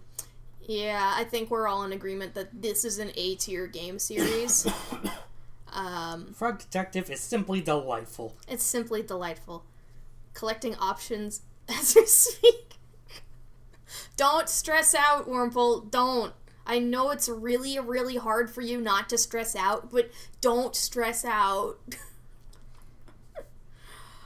Alright. Save that for later. Yeah, save that for later. No, it should be S+. There's games that I think have a little bit more depth that, at least for me, are what sets the S tiers apart from A tier. We could put it at the top of A tier. I mean, you could. Yeah, I don't need to though. It's lots of fun, but I prefer art. I prefer things that make me just feel. Yeah, to give me new perspective on things, make me understand more about myself. keep arguing for why it should be an S tier. Engagement helps the channel. Alright, Hylix 2. That's what that says, right? Yep. Okay, cool. I can barely read it. Yeah. I'm just gonna preemptively do this. So,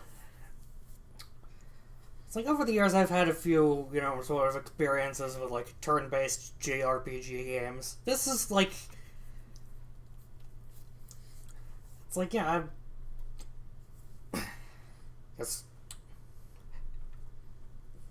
Yes, first and foremost, the thing you need to know the most is this game is fucking weird.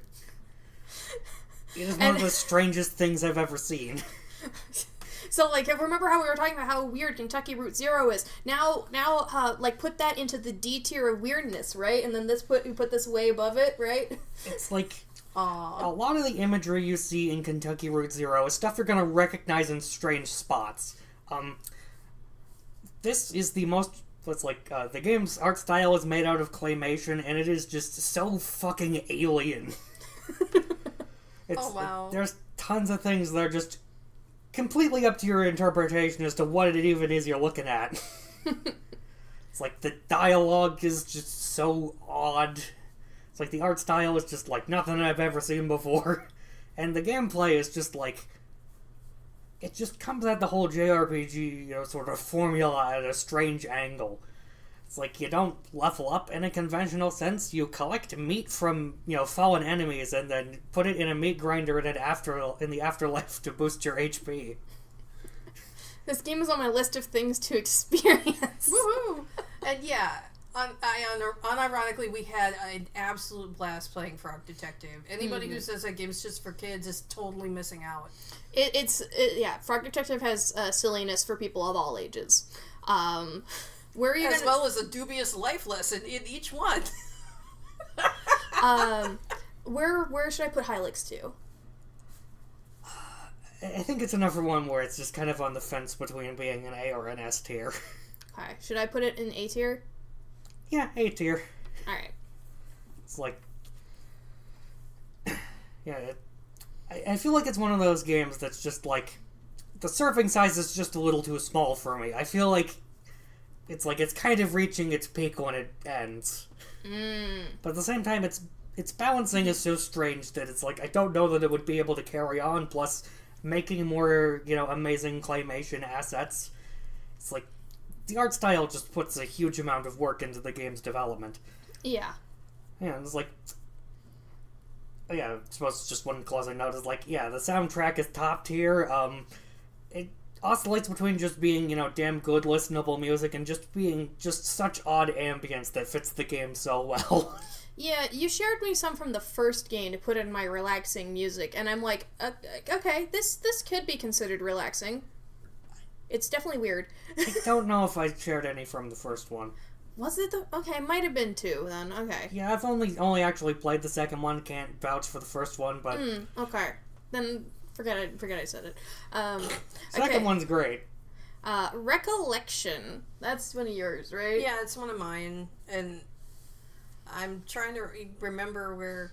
I'm trying to remember what the puzzles actually are, It's a cute little wordless puzzle game that has this kind of shadow aesthetic where it's almost everything's in cutouts and shadows, and it's very simple looking, and the puzzles aren't super complicated. I think I played it all in one sitting, but it's got kind of an environmental theme, and then there's a game plus layer to it, so you can play it again right away, I believe. Anyway, it was just cute and fun, and I enjoyed it. I don't remember all the details very much, which it's hard for me to remember details of a game I can sit down and play once, and then you don't come back to, and I think I did 100% it, so, it's definitely worth a sit down, but, it's not going to be on my most recommended lists. Alright. Where should I put it then? That's a B tier, I think. Alright. B. Yeah. Honestly, I'm very happy with this distribution here. Yeah, we played some good stuff this year. Okay, Recollection I have not played. And you have not played. Mm-hmm. Now, I said that about that distribution because I saw what was going to come next. We're going to talk about Overboard. Get away with murder. Of our time. I am going to, this game wins my award for the, wow, that sounded better on paper. Mm-hmm. Yeah, we tried. Like we only gave it 1 week, right? No, we tried 2 weeks. Okay. We're trying to get the hang of it. We'll see if we can crack this game open next week. And then we just kept slamming into a wall, because, like... So they label it as a time loop. You're on a boat, and you push your husband overboard. And you try to get away with it. You're trying to, kind of Clue style, get away with it. It is visible, yeah, it's painful. It was. I wanted to like it so bad. Like... Here's part of the thing, right? So, because it's a time loop, there's time management involved. So that means that every time you pick something, time advances a little bit, right? But also, every so often as you're deciding what to do, time is also still passing, punishing you for inaction and thinking about different possibilities. Which makes it terrible to play together, because we want to talk about it. We want to, read our options and talk about them while our time is ticking. It's also not very great for accessibility to not be able to turn that off if it's going to be an option to, like, change how fast time moves anyway. You could make it turn off. Yeah, it takes some of the mechanics that you find in, say, Don't Escape, and makes them shitty. I mean, the hint system was fun. You go down to the chapel and God swears at you. But the hints that God gives weren't helpful either. That's true. It's like, a game has either done something very right or very wrong when God is my favorite character. And sadly, we all know which one this one is. Yeah. And here's the thing, with time loop games, one of the things, time loops are used to, justify, why your character's getting better at this is because they remember what happened last time and they do something different. So this one, your character, wakes up at the beginning and reacts, but then you act completely normally. It's not actually a time loop, so why frame it like a time loop? Why would God help a sinner? Yeah, that's true. But yeah, this is just the thing. It's like, if I wanted to sum up, why this basically, why this game just doesn't click, it sets the pattern most easily to say, getting away with the murder is the easiest part of the game. Yeah, our first playthrough, we had no idea what was going on. And, we get away with it. I mean, we don't get the insurance from it, but, That's just the thing. The thing that's the whole selling point of the game gets sidelined. Yeah, it's not getting away from murder, really. That's easy. It's getting the insurance money. So it's committing insurance fraud is really what you're trying to do, and that puzzle never made any sense. So we never figured it out.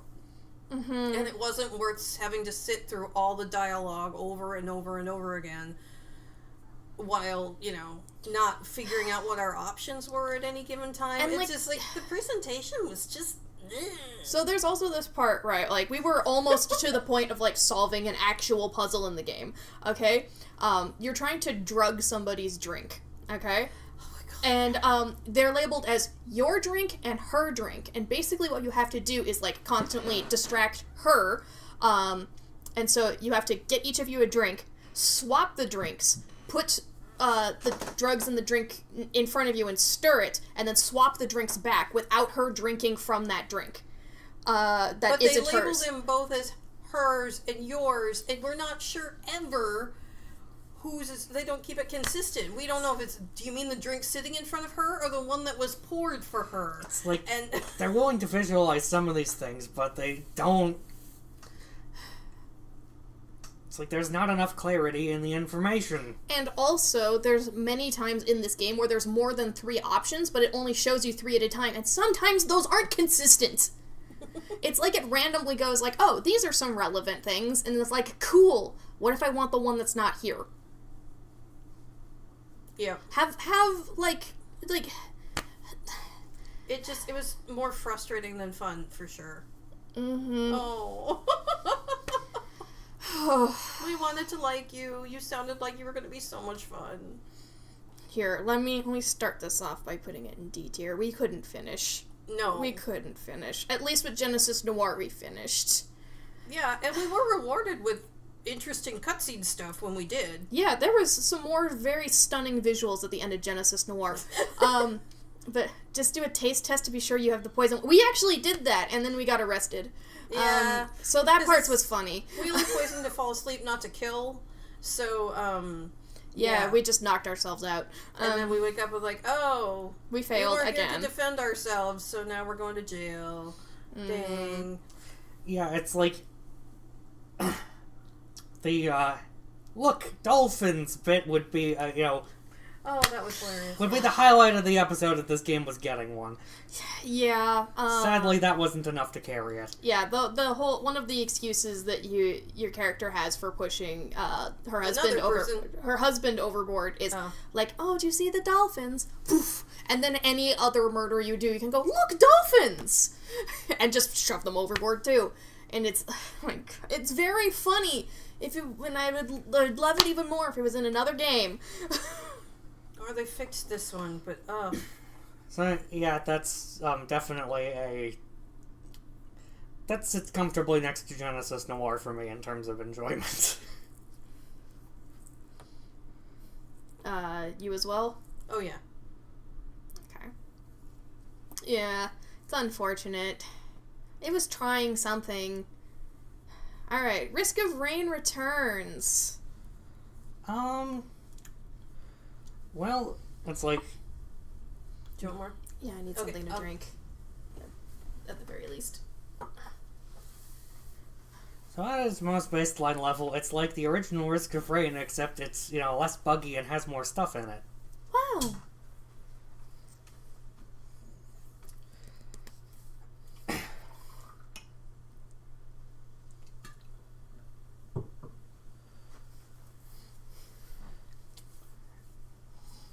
So yeah, I'm distracting.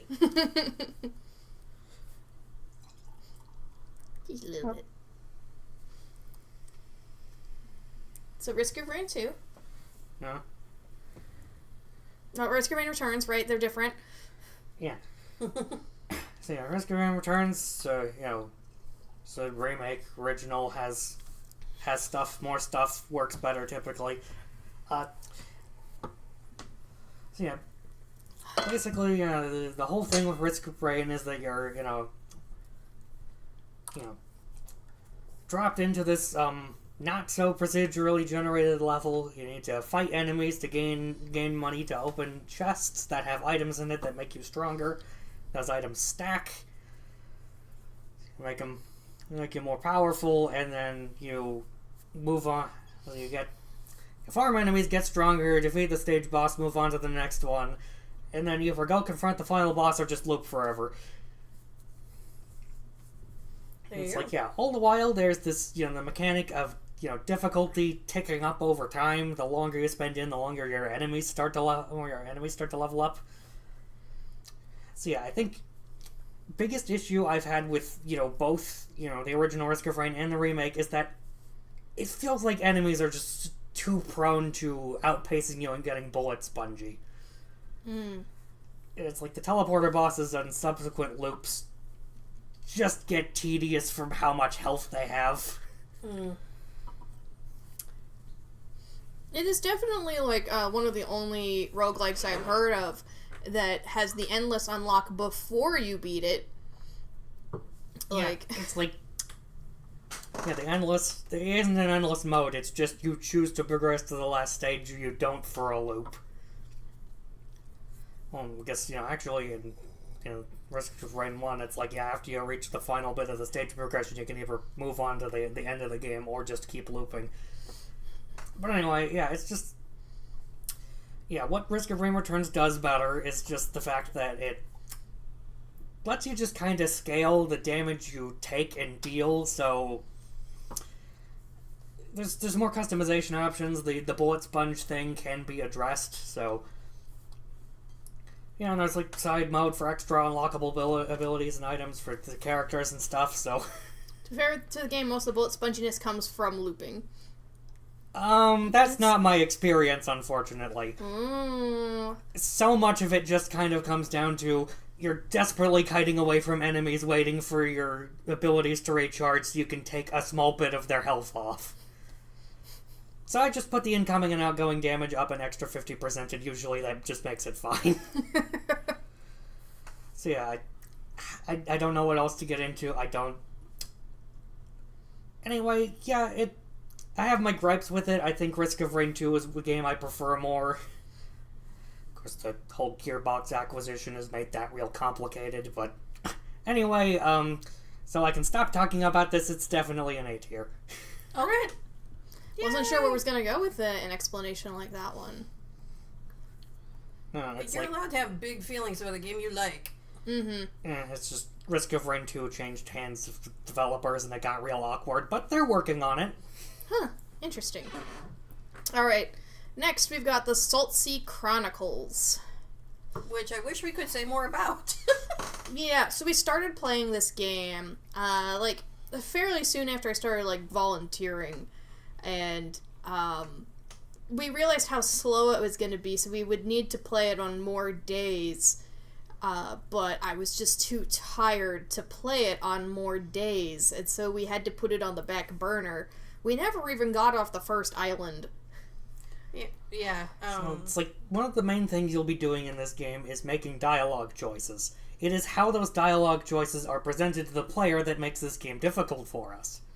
Yeah, okay, this is made by the same people who made Mutazone, and dialogue choices in that game as a more slow-paced, novel-like game, you had, different tones for how you could reply with. You could be a little quippy, you could be empathetic, etc.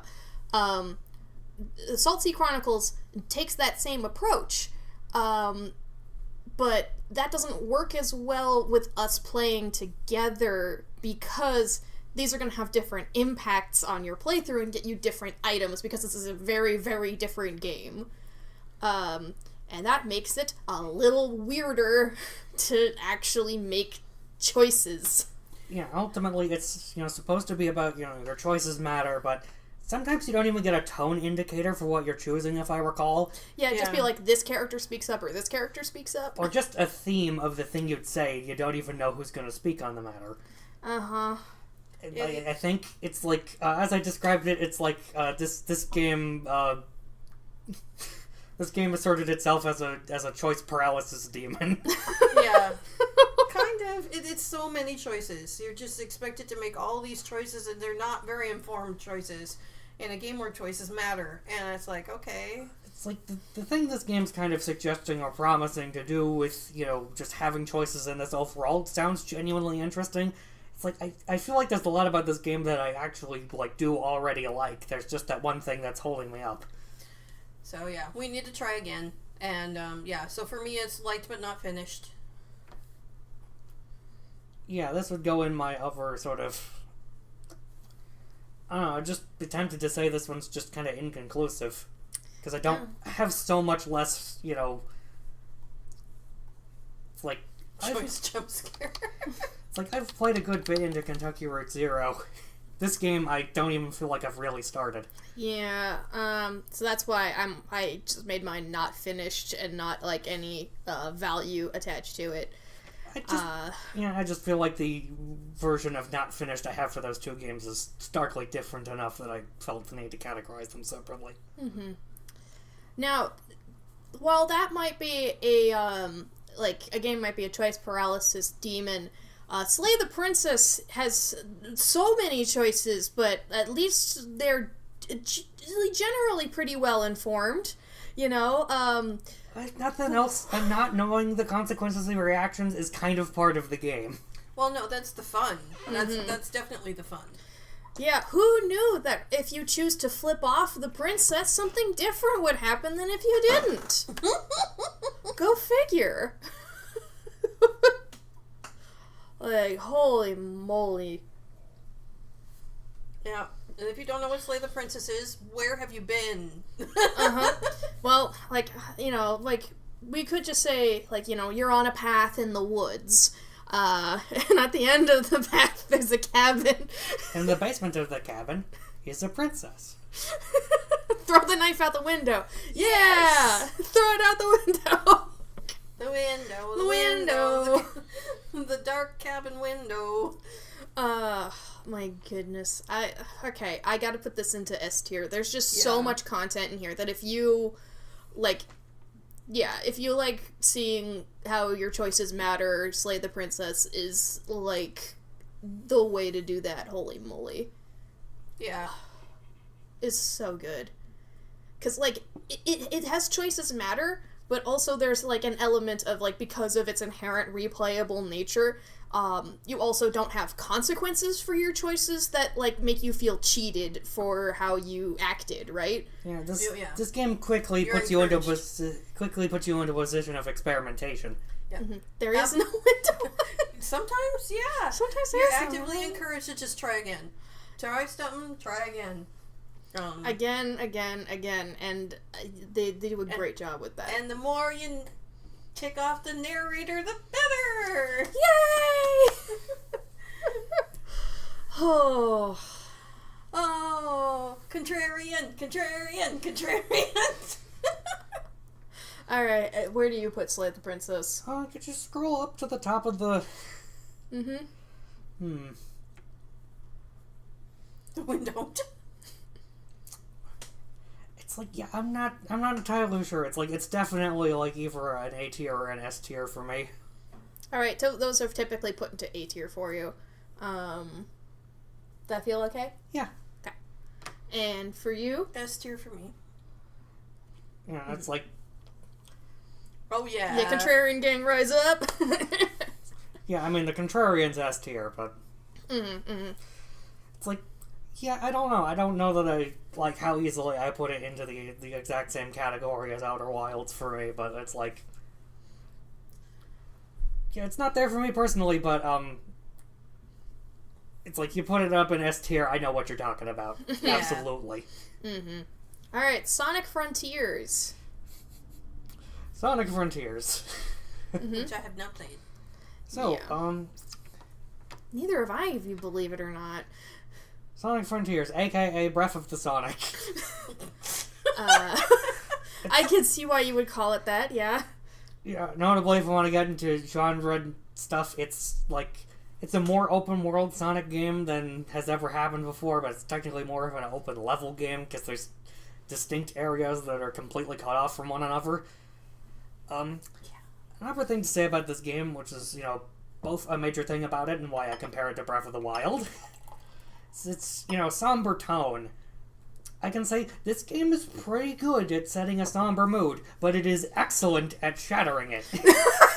It's like, yeah, there's this whole thing where you're, you know, running around these, you know... Tears of the Hedgehog! Oh yeah, that's good. That's a good one. So, it's like, yeah, you're running around the ruins of this old civilization, and like, you know, something clearly went wrong here, but you don't know what. It's like, And then you just go fishing with Big the Cat, because of course you go fishing with Big the Cat. honestly, that one's not such a big mood breaker, because at least it's this chill break from everything.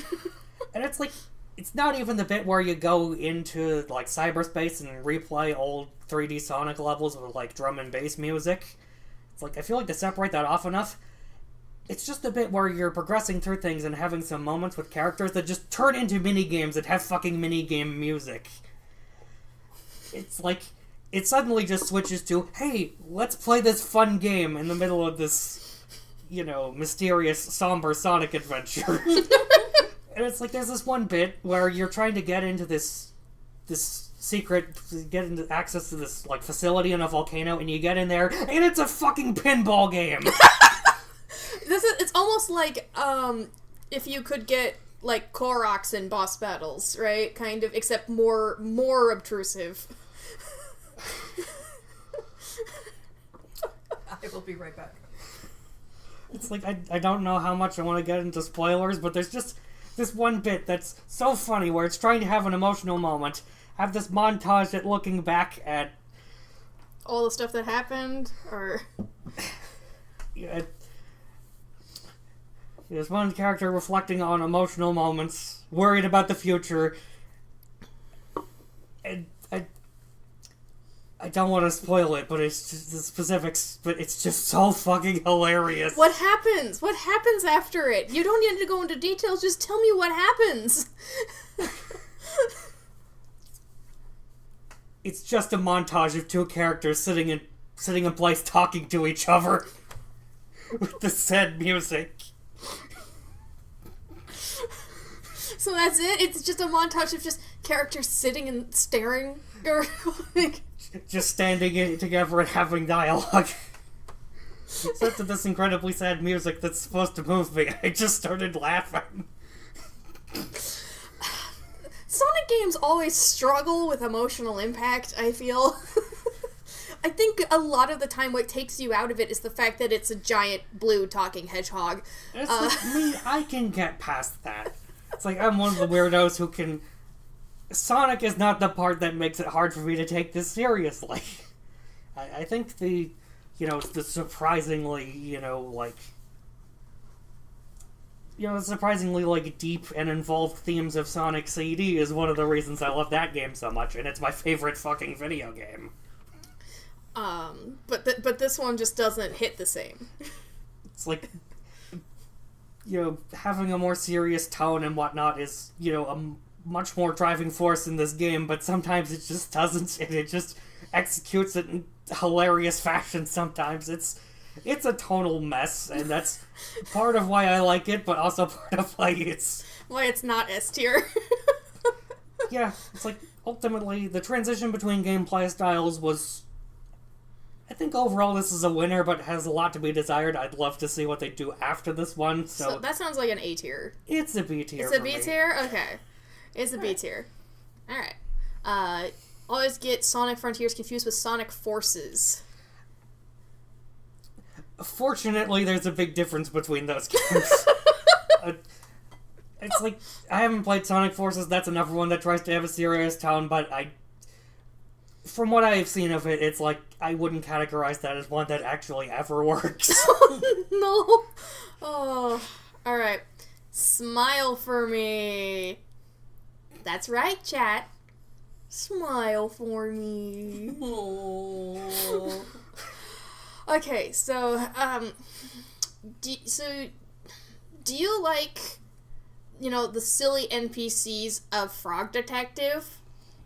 I do. Yeah, it's like, imagine Frog Detective with a little bit more puzzle aspect to it, and a lot more, tooth trauma. Yeah, I think... Oh, JK smiled! Thank you! Final Fantasy 13, and one of the main characters probably meeting one of the other main characters and having to hear her go, "Don't just deal with it, suppress your emotions, run away from your problems." Oh, no. But yeah, that's at least what I think of Frog Detective. Not Frog Detective, Smile for me, is that it's like Frog Detective with a little bit more puzzle to it, and more, edge of horror. It's edgier, for sure. Definitely. It's got this uncomfortable air to all of it. It's got this uncomfortable bed to it. Yeah. That's on a whole other level. I wasn't even considering that. Yeah, I forgot about... You're playing a child character, and your freaking bed flirts with you. It's a little more than a little weird. Yeah,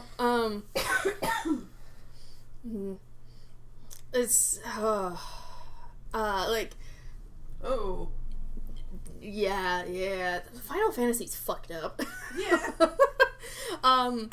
It's like, whatever, just don't be sad, Lamau. Okay, so Smile for me. Like, is there something specific we feel like we need to mention about this before we, talk about, where we're putting it on the list? No, just, the only thing, is that we almost missed the best part of the game. We did almost miss the best part of the game, because I was scared. It's like, yeah. If you can stand it, face your fears and stay out till dark. Yeah, stay out till dark. It's really, really fun. it's like a shitpost. Yeah. A lot of this game is like a shitpost. Yeah, it's... I'm looking forward to when we play Good God Grove. Oh yeah. Which is their new game. Yeah. Mm-hmm. So yeah, it's... Yeah, definitely, totally more unhinged than Frog Detective. Just... Yeah. Okay, main character 2. This is where my parents died, Raphael. Main character 1. Cowabummer, dude. Thank you, Warble. Yes. That's so good. Where do you want to put Smile for me?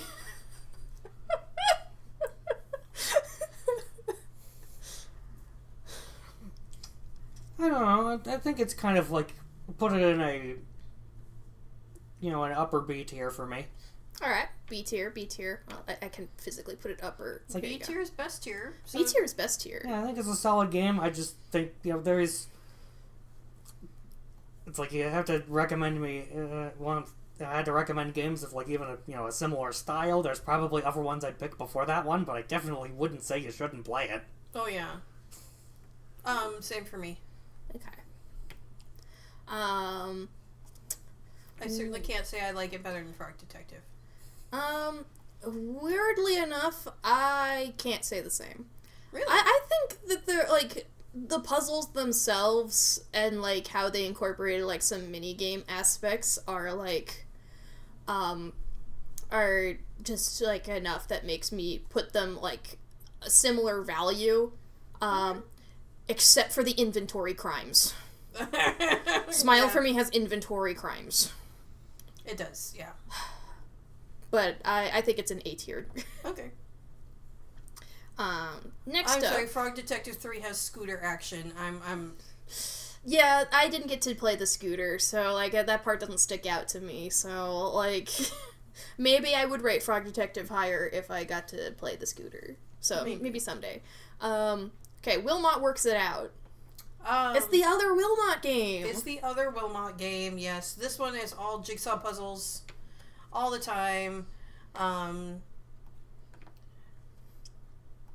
It didn't necessarily cozy for me, but I have enjoyed playing 50 hours of it, and it came out this year, so... And not like early this year, like Balatro. This is more of like a month ago. 40 hours into it the first week it was out. And then I finished marathon mode and was able to put it down for a little while. And I finished marathon mode again since. So, I mean, yeah, it's jigsaw puzzles where you get more pieces than the puzzle has in a block. And so you have to try and figure out which pieces actually go in the puzzle you're trying to do. With a reprise of our little white square as our main character. It's cute. I've had a good time. It's less stressful, right? Because you're not timed, It's different right? kind of stressful. It's different kind of stressful. But yes, you're less stressful because you're not timed. But it's like I don't know. It just doesn't feel like it ends. You know, you just keep going and going. Ah! But yeah, no, I definitely recommend it for people who like jigsaw puzzles, who need something chill and cute to do. I also really like, Richard Hogg from like I Am Dead. Yeah. So it's B tier for me. All right. Yeah, Wilmot Works It Out and figures out how to assemble puzzles, not Wilmot goes to the gym. Just be aware. Maybe Wilmot could solve the puzzles faster if he did go to the gym. I think he does just fine. Oh, okay. Hey, you don't need to be... It's like, you don't need to be a bodybuilder to do jigsaw puzzles. I believe in you. Alright, the Talos Principle. So yeah, this is one me and Google Klutz have played together in our own time. And I did not participate. So, did you have any place in mind to start talking about this one? Let's see. It's like a post-apocalyptic digital realm kind of thing going on, and you're playing a newly created entity in a quote-unquote robot body, and you're solving puzzles to please God. Yeah, it's like the puzzles are kind of set up like the distribution of puzzles is how you get to them. It's a bit like Mario 64, actually, but the puzzles itself are a bit more structured, like test chambers in Portal. Though you don't use any portals, you engage in a bunch of other. A lot of laser bouncing, really. Yeah, that is a thing, and there's a Portal thing, I suppose, but some other stuff too. Look at these Portal likes. Yeah, kind of. I guess. It's like... God, I don't know. I hate that so much. So yeah, it's like. So yeah, just as a puzzle game, I think for the most part, yeah, it's. Well, I haven't done all of the puzzles. There's extra like hard mode secret stuff. Haven't gone back to complete, but all the things you need to do to get to the game's main ending is like. Yeah, it's like. You feel really clever when you solve some of them, for sure.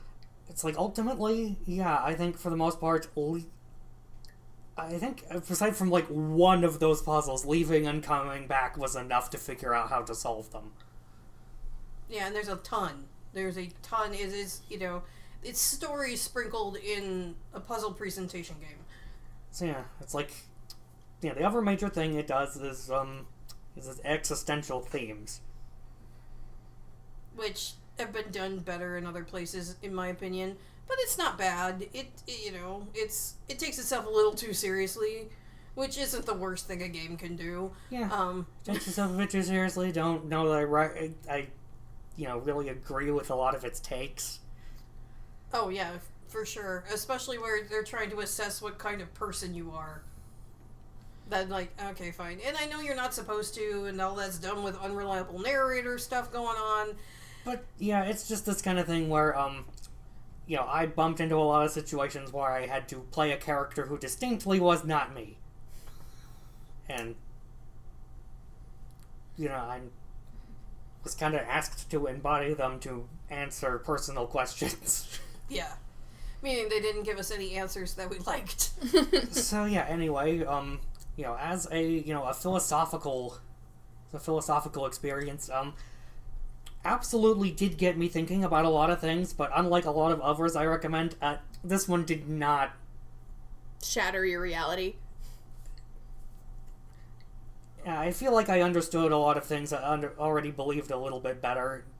Did not blow my mind, did not open me up to new stuff I hadn't considered. The philosophy did not blow my mind either. But at the same time, I am looking forward to playing the second one at some point, just because the puzzles are good.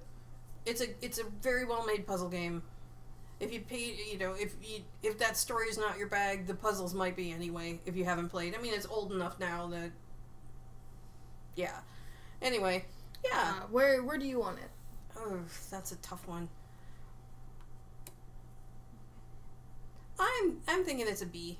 Okay, B tier, best tier. Yeah, I think this is a favorable B tier for me as well. A beer tier. And then I have not played. Okay. So next on is Giggle Klutz, and unfortunately I can't really rank Giggle Klutz or Sackbot. So, that brings us to Chicory. Chicory. So I'm still in the middle of my playthrough at the moment, and I've already cried. So for some people that's enough to say like that the game's pretty good. Like, what are some of your thoughts from from somebody who has finished the game 100% of the game? My thoughts is it handles all the subject matter it's trying to talk about really, really well. And I think that making you make all that art with inadequate tools. I mean, my advice to people playing, if you're not an artist, I mean, I am an artist, but I'm not necessarily... You're not a painter. I'm not a painter, I'm not a drawer, necessarily. So... Don't go look at the fan art on the community section, because it kind of defeats the purpose of getting to know what you can do and feeling good about what you can do, and your own sense of style, given the limited palette and stuff that you're provided. Like, and then, as an artist, like, playing this game, there's so many of, like, these little comments that characters have, like, even your fans, right? Because you do have people who like your stuff, that just, like, hit in that way of, like, ooh, I don't really like how you said that, you know, like... And I like that that's all included. There's the genuine stuff, the things that you would like to hear, and then there's all the creepy things, where there's like, oh, you're gonna like whatever I do, even if it's garbage. Yay. And that's all covered. They talk about how museums get their art, and how you get your art in a museum, and sometimes it has nothing to do with the quality. You know, and that all the politics of that kind of thing play out too, and it really does touch on a lot of the ways that the art world work that day-to-day people might not be aware of. And no, I think it's got so much going on, and it's all put in a really overall positive package. You know, there's a lot of emotional shit you got to go through to get to your ending, which you will. I will eventually. But I love exploration games. It was so much fun for me to go and look for all the stuff. Yeah, this is technically like you could qualify this as a Metroidvania. Yeah. Like, yeah, you unlock new abilities and you explore more places. That's pretty much the thing. I do say it is a little bit unnecessarily cumbersome to travel. Yeah, you get fast travel too late, I think. You think you needed it a little bit earlier. Well, even with fast travel, some places are really tedious to get to. Especially after you finish the main storyline and you're just trying to find out, like, all the little pieces of trash. Oh, boy. It's like, it can be really hard to search everywhere, and that part gets a little bit tedious, but at the same time, I had a lot of fun. If I keep it the same experience throughout, this is probably, like, close to an A tier for me. Oh, it's definitely A tier for me. It's borderline S. Like... You know, it's like, if I have to put that up, I have to put Night of the Woods up too. You know what I mean? It's that close. Sackbot, I'm gonna put that into not played for you, right? Yep. Okay. But anyway, yeah, I absolutely recommend it for everyone who is an artist and they struggle with criticism and they struggle with imposter syndrome. This game will get you, as long as you're into doing puzzles. You know? Yeah, I like the dungeons. The dungeons are pretty fun so far. Like, I say dungeons because, like, I'm thinking of Zelda. You thinking of the caves? Sections, or are you thinking about the boss battles? They sort of, like, the sections that lead up to the boss battles. Okay. Like, I think of those as, you know, quote-unquote dungeons most of the time. Like, okay. Yeah. Sure. Like, yeah, you're navigating, you're solving puzzles, and, Who put this boss battle in my coloring book? Yeah, I think the boss battles are alright. There's a little bit of, like, impreciseness that I am not a big fan of from having played other games. I mean, good to hear you say that. I just thought it was bad. No, I think, like, yeah, the game was not designed with combat in mind. It just happens to have combat in it, and I'm like, If I wanted this kind of gameplay, I'd play Void Rains. Yeah. Okay. But anyway, yeah, I love it. It's great. I do recommend it. If you're sitting at all on the fence about it, go ahead and buy it. Yeah. So, Legend of Zelda Echoes of Wisdom. The long-awaited sequel to Wand of Gamelon. I guess kind of, yeah, where you can finally play as Zelda again for the first time in, like, oh geez, I don't know how many years. But basically, you can play as Zelda, and instead of hacking and slashing with your sword, you get to create, like, objects and use them for platforming or as enemies to fight for you, until you also get a sword, which has a timer on it. Like, okay. So, there's a lot of aspects about this game that I do think are really fun, and, like, Legend of Zelda is kind of just going in this direction right now where it's playing more in the sandbox. Lots of, like, create stuff to solve puzzles, or, like, merge stuff to solve puzzles, and I think that's fine. But there has to be some sort of, like, way combat could have been handled better, okay? Like, you can make puzzle combat, okay? You don't have to make hack and slash combat. Legend of Zelda, another war crime simulator. Yeah, some of the stuff I did probably could have been considered a war crime, sure. But, like, yeah, I don't think they handled combat very well in this game at all. So much of my time on stream in battle, I was summoning stuff because there's some points in boss battles where you definitely need the sword, but you have a limited amount of time that you can actually use the sword. It's a temporary power-up, so I was always conserving it for when I needed to deal a ton of damage instead of, like, actually fighting. So I would sit and wait as my summons did most of the battle for me. And, like, you can do puzzle combat, and puzzle combat can be really fun. So do puzzle combat. Like, do some platforming combat. Do something.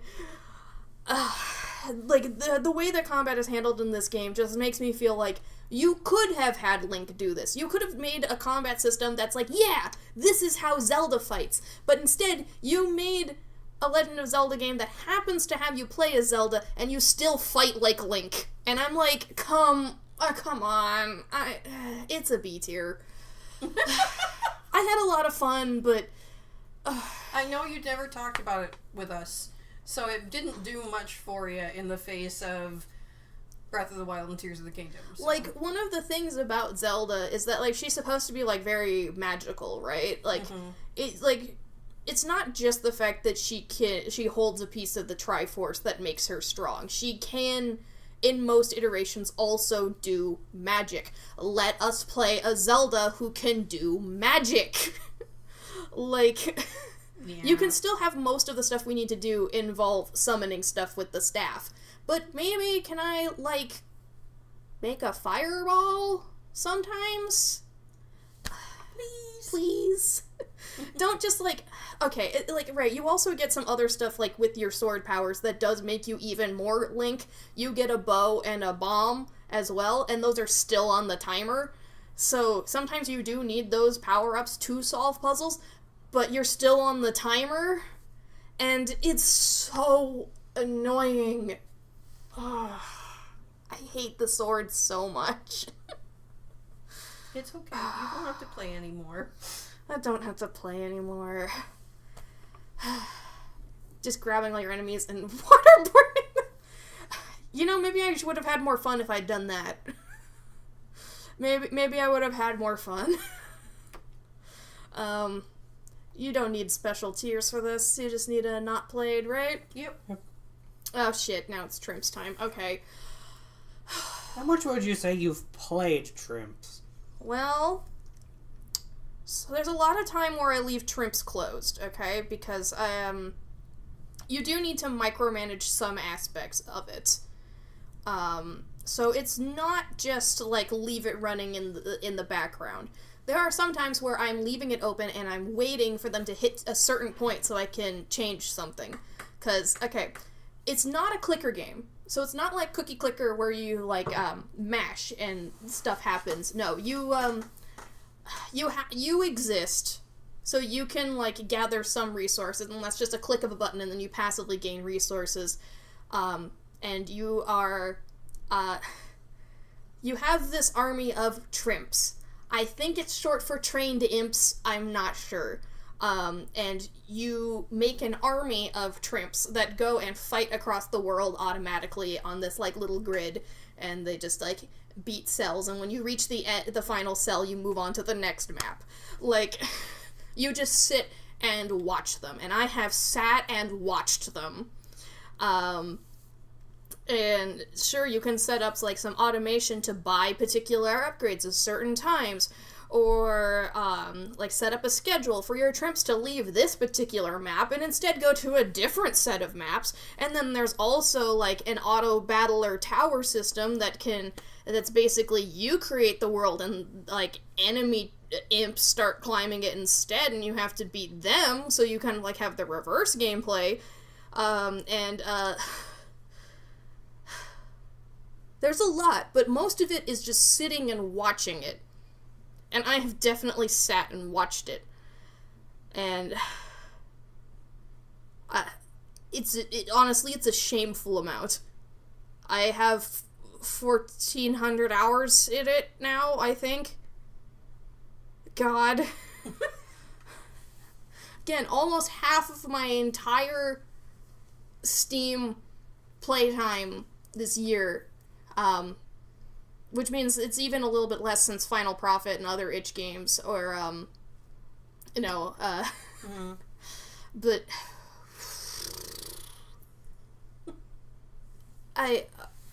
So S tier then? I don't know. I don't think I can... You can give it its own tier. Yeah, I think that means that's a tier between A and S.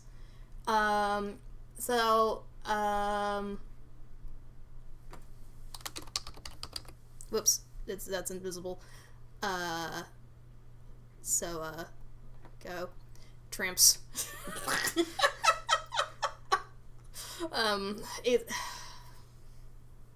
Weirdly enough, sometimes I feel better about playing Cookie Clicker because I'm actually doing something and waiting for specific things to happen instead of like the same script over and over again. Because right now I am stuck right before zone 500, so I keep ascending and hoping that I can actually like reliably get there instead of having to wait an entire day. Suffering a case of trimpitis. Yeah. Yeah, I mean, it's pretty good.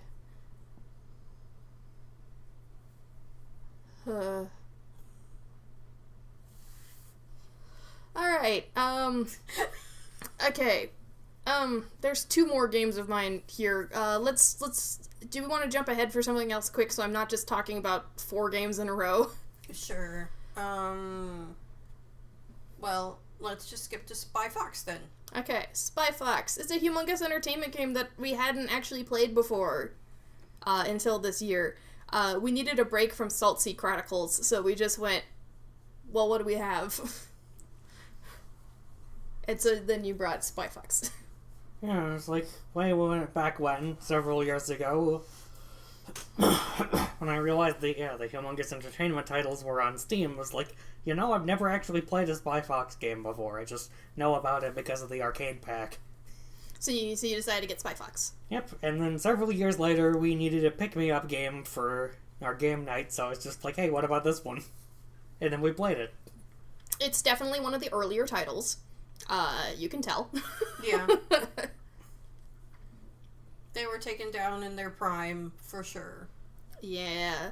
But Spy Fox is fun. It's kind of a stereotypical, older kid spectrum of humongous entertainment. This one was not the one for the teeny tinies, I don't think. Yeah, this one was like preteen, like that demographic. Like, I think the age groups went like Putt Putt, Freddy Fish, Pajama Sam, Spy Fox. Yeah. So I would say so too. Yeah, it's just this fun little point-and-click adventure game. Yeah. There's definitely like some of that standard silly humongous entertainment energy with some background interactivity and us sinking way too much time into Go Fish when we didn't need to. We had no idea that we didn't need to. We didn't know we didn't need to win Go Fish. Oh, but we did win Go Fish, goddammit. But we did win Go Fish. Yes, the trinkets will be mine.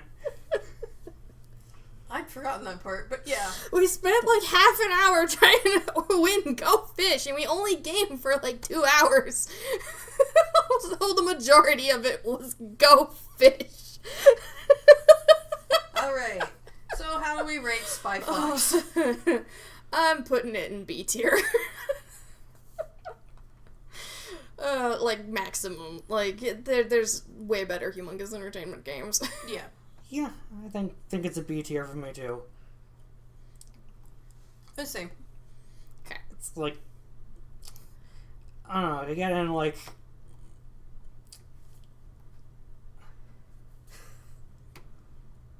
I mean, it's like if we were talking about, like, Putt-Putt Saves the Zoo or something, it'd be a bit of a different story. Yeah, but how much should we like Putt-Putt Saves the Zoo for the game itself versus the theme song? I mean, really. I mean, it's just kind of a nostalgia thing in general. It's like... And if you don't know the Putt-Putt Saves the Zoo theme song, I'm sorry, but you're missing out. Putt-Putt Saves the Zoo. And then also, you know, the We Are the Topiary Creatures. Which are two different songs. Oh, but they're both at the very... That's the one I'm thinking of, so. Yeah. Like, yeah. But Putt-Putt Saves the Zoo isn't on the tier list. So, No, okay. we're not ranking Putt-Putt Saves the Zoo. No, we're not. We're not. Maybe someday we can do a humongous entertainment tier list. Oh, And then we can... No. Well, you don't want more tier lists? I feel like I'm about to be hit or something. Would you like to? No. Okay. So, Even the Ocean.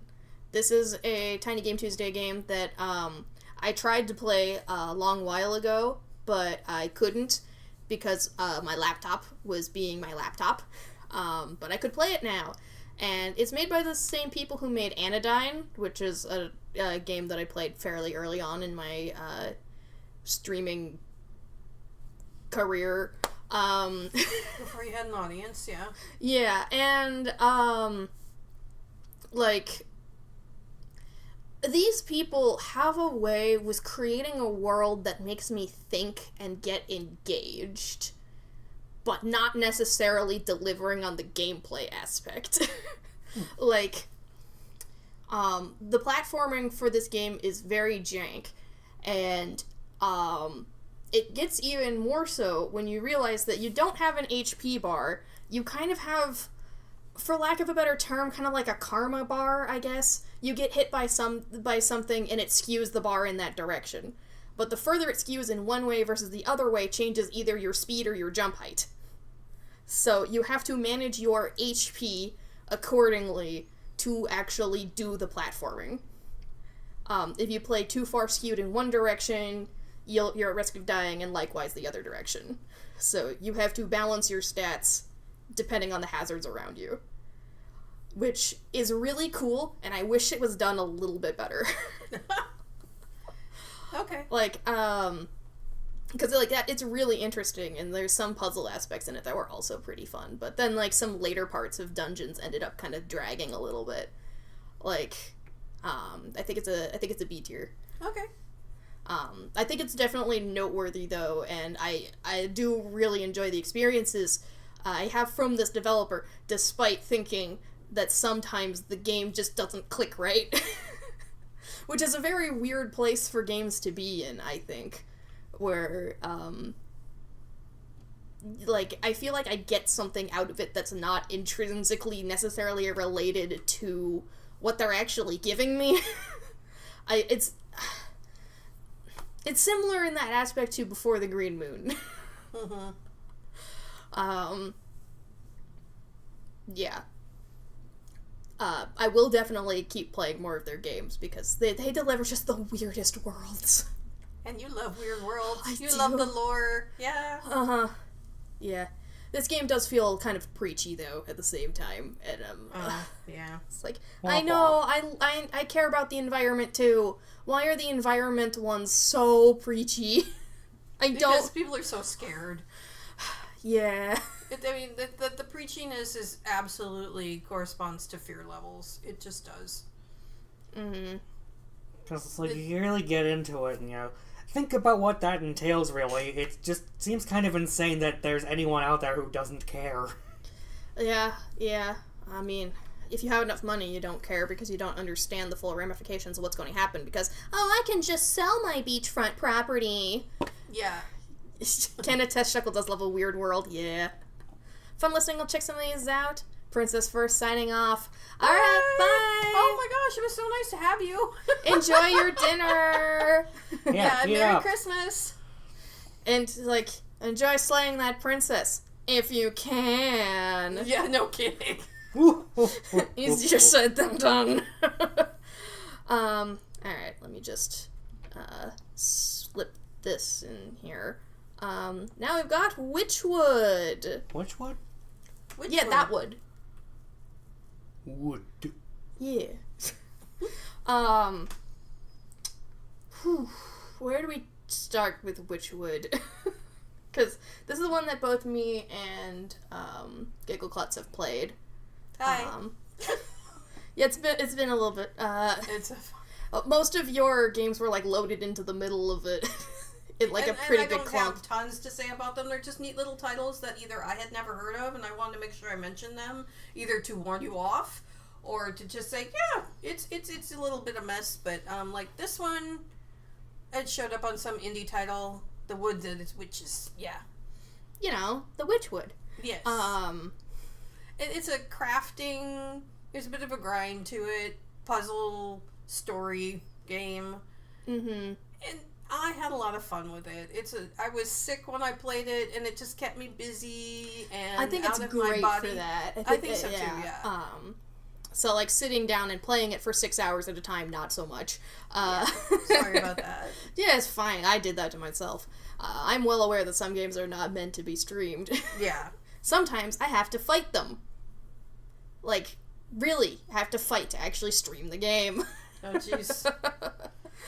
But anyway, yeah, it has 6 sectioned areas, and they all are different themed, and it was a lot of fun. I enjoyed it very much. Yeah, like, okay, one of my gripes with this game, aside from how many necromantic charms you need to make for just how complicated those are, just no. They don't need to be quite that complicated. Can I just have a different kind of bone? Yeah.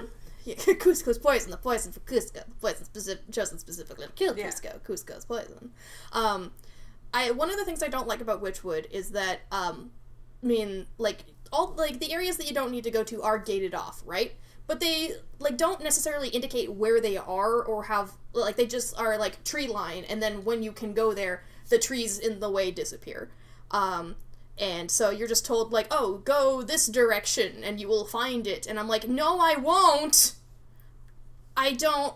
Where is it? You could have had, way better ways of doing this. In one path is blocked by a troll. And, I wanted more stuff like that. Where it's a clear indicator that, oh, you're not ready to go here yet. Rather than just, hey, the trees are gone. Find where the trees are gone. Yeah. It's you gotta get in touch with the admin, get some receipts, and get the troll banned so you can move on. Yeah, and then there's also, a couple ways that this could have been resolved, too. It could just be oh, there's a cart accident blocking the road, come back later. Or maybe the goat gives you something to clear away some giant mushrooms. Something like that. I don't need much. I just need a clear indication that of where something will be later. Yeah, agreed. I thought the ending was a bit abrupt and a little lackluster too. Yeah, I do like the little bit of a twist at the end ish, but it's I'm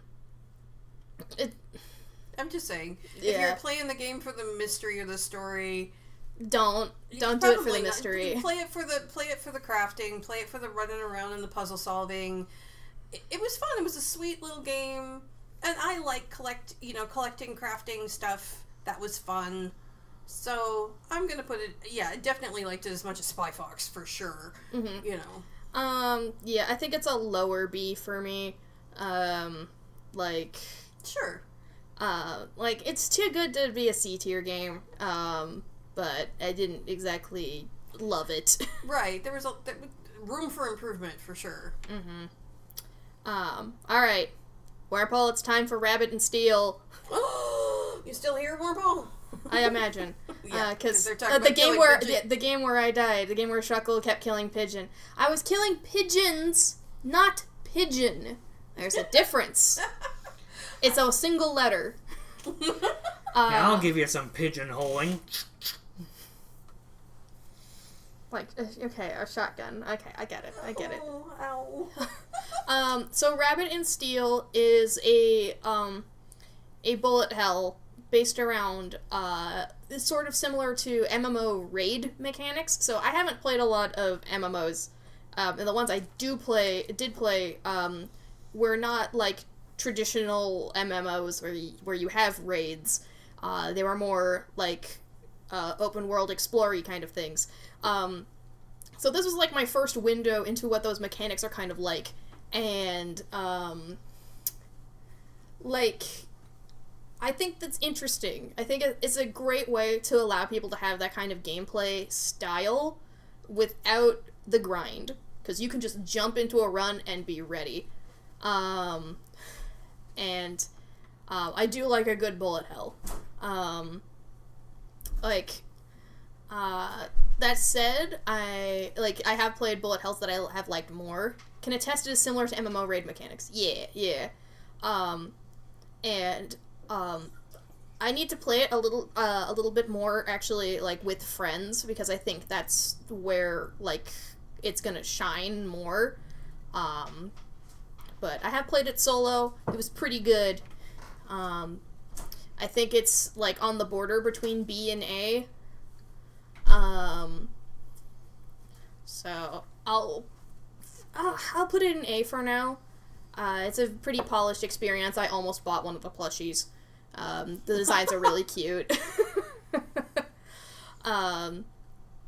Yeah. Plus there's like, 7 playable characters? Like, and they all play definitely very different from one another, which is always, like, cool to see, because, having basically, like, 4 different attacks, and making them all play differently is pretty impressive. Yeah, I brought that for you. Oh, thank you. It has been a while since I could drink water. Mm-hmm. Yeah, it's a good game. It's a good game. I liked it. Let me do some maintenance down here for you guys on your lists, because you have not played. Alright. Dangeresque, the Rumisode Triungulate. Which I think we can rate this like we finished it. We only have the bonus level left. Yeah, and we're probably like one breakthrough away in that level from actually finishing it. Yeah. We just couldn't find the one button we need. So, do you remember a little thing called Homestar Runner? HomestarRunner.com. Yes, homestarrunner.com. It's .com. Yeah. So anyway, they made some video games starring Strong Bad, one of which is Dangeresque. Which is playing into, like, 2 of their, like, skits that they made a long time ago. It's the sort of, action movie guy character. So yeah, he's got cool glasses, a signature weapon, and his iconic catchphrase. What's the catchphrase? Looks like I'm gonna have to jump! Oh no! So they basically took that character and put him into some escape rooms. And so you gotta solve the escape rooms. Even though one of them is a street. But, you know. Yeah, it's still the same mechanics. It is. I'm not saying it's not. It just... and, you know, it's, on point for theme, which means some of it's a little gross. Yeah.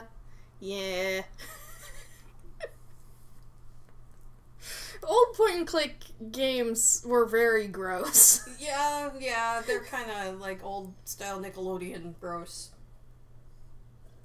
Mm-hmm. I don't know what Nickelodeon's like anymore. It might still be gross. What do I know? I don't know. Well, it's Garfield, apparently. Oh, okay. Oh, Garfield. Okay. So anyway, where do we put this? Well, we're on yours right now, so... Where do I put this? I didn't want to go first. I'm saying it's B tier. It's fun. There's nothing to write home about. Yeah, that works for me. Which almost makes me want to move Eternal Threads up to A. Yeah, I mean, here's the thing, though, with, like, Eternal Threads, it has, like, having also been, like, in the driver's seat for this game for, like, some part of it. I forgot about the jank. Yeah, like, it's definitely meant for controller. Right. And it doesn't play well with keyboard, and then also, there's so much going on screen when you're, like, looking at the timeline that's, like, which button is which. Yeah. Like, it's... Yeah. In concept, better than execution. Makes sense. Mm-hmm. Alright, what's next? Like... We gotta judge you guys.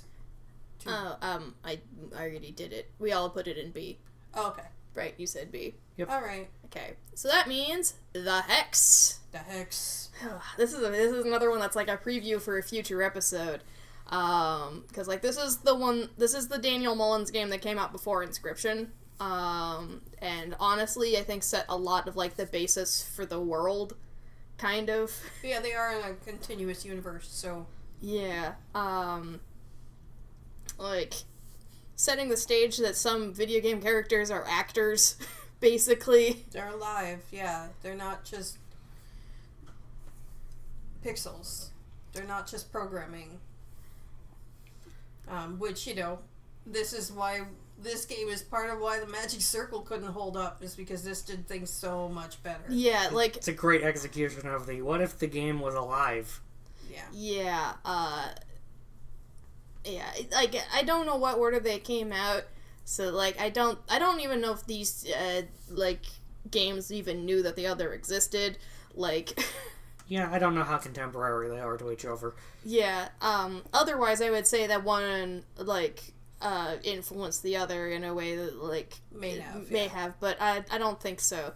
But, like, it's... Oh god, if the Hex inspired the Magic Circle, that makes me sad.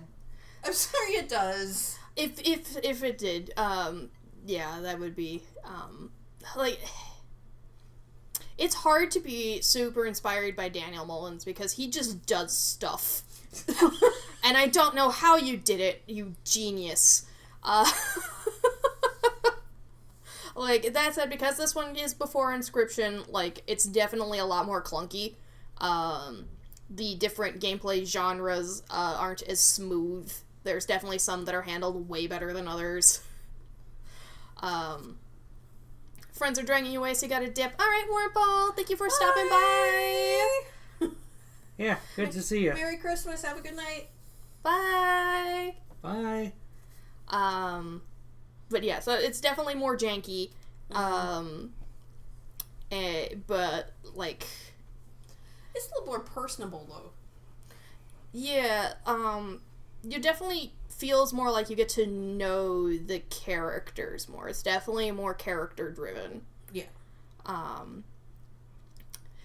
That said, like, the lore itself is still just as rich between the two.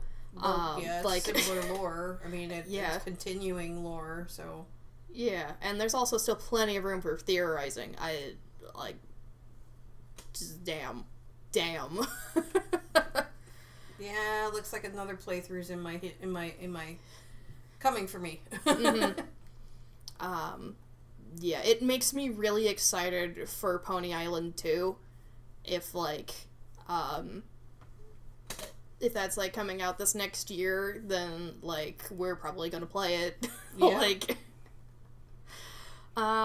So for me, I think the Hex is an A tier. Yeah, I'm in the same boat. Okay, I think we're unanimous then. Alright. Boop. Alright. Next then is Potion Craft, which I know is a game that a lot of people like. They can like it, that's fine. I wanted to like it, and now they've just done an update. Maybe it's better now. I haven't played since I don't know when. But when I played it, it seemed so unfinished, like it wasn't going anywhere. I felt like I was grinding to learn how to do something better that was never actually going to get any better. With pretty much no story to speak of. The puzzle mechanic was kind of a stretch to begin with. It was a neat thing where it's like you use certain ingredients and stir a certain amount. It moves you across a map to get you to certain places. But I don't remember if that's actually how you make your potions. So sometimes you just have to go to the middle of nowhere to make a potion because you need the potion versus like you're trying to hit certain goals by having your thing go past certain other icons and stuff. So it's interesting, but for me it was like it missed the mark. So I'm going to put that in C tier. It has potential to go someplace, but I was a lot more excited about it in the idea before I played it than I was when I was playing it. Yeah. I was hoping for something that was closer to, what is the one we like? The plant one. Strange Horticulture. Strange Horticulture. It was like a crafting version of Strange Horticulture I would have liked a lot better.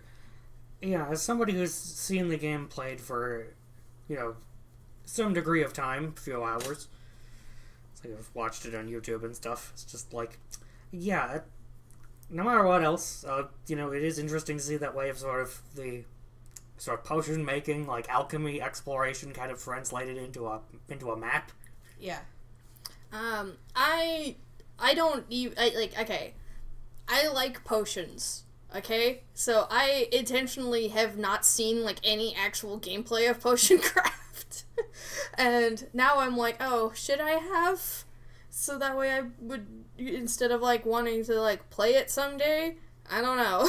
now I'm like hesitant. Well, definitely watch some or play mine before you buy it. Yeah. All right. You're not going to mess up anything I'm doing, I promise. Cookie Clicker. Cookie Clicker. I'm going to put this in Doom tier. Well, hold on. Different from Doom 64. Okay, I'm doomed tier. Okay, should it be between not played and D tier? Sure. Okay. Let's make it red. Whoops, no, that's not played red. Okay, so I'm doomed. Okay. Do you want to elaborate on that a little bit? I've been trying to make you feel better about the time you spend in Trimps because of how much... I've been so sucked into frickin' Cookie Clicker that I've been going after shadow achievements, okay? Shadow achievements. The ones that don't even improve your score. No, that's why they're shadow. So yeah, I've done the one where I have clicked exactly 1 trillion cookies. You'd think that'd be easy. It is freaking hard. And yeah, so I did that one. I have clicked over 30,000 golden cookies. Yeah, I know how to make November Decillion cookies at one time. Yeah, and it's messing with my attention span, and I don't like that. And, I'm kind of embarrassed to say how much I've played Cookie Clicker, and luckily I play it on browser, so I can't keep track. But during the Christmas season, it interrupts you twice, both for the golden cookies and for the reindeer. And then I get frustrated because I click on a reindeer, and it barely gives me anything because I have so much bank that it's not helping me get anywhere. If only you could turn off the notifications for reindeer and just leave the golden cookies. Well, I could just turn off Christmas. Or wait, is Christmas over tomorrow, or do I have to wait till New Year's? I don't know. I think I would just rather not play. I don't have to turn it on, It's like, I can just not play Cookie Clicker. Maybe I can not play Cookie Clicker. All I want for Christmas is to not play Cookie Clicker. And I didn't today. I have not opened the Cookie Clicker tab today. So far. Shut up. So, for the record, this is a reminder as to why my mom has played Cookie Clicker. It's because I made a lore presentation on Cookie Clicker because the lore does a really good job tackling destructive capitalism, and it's a warning message that my mom needed to explore. Apparently, yeah. Number go up! Number go up! So now if people tell me, it's like, oh, I play Cookie Clicker, I'm like, why? Why did you do that to yourself? Don't do that. Cookie Clicker is an utter classic. Okay, fine.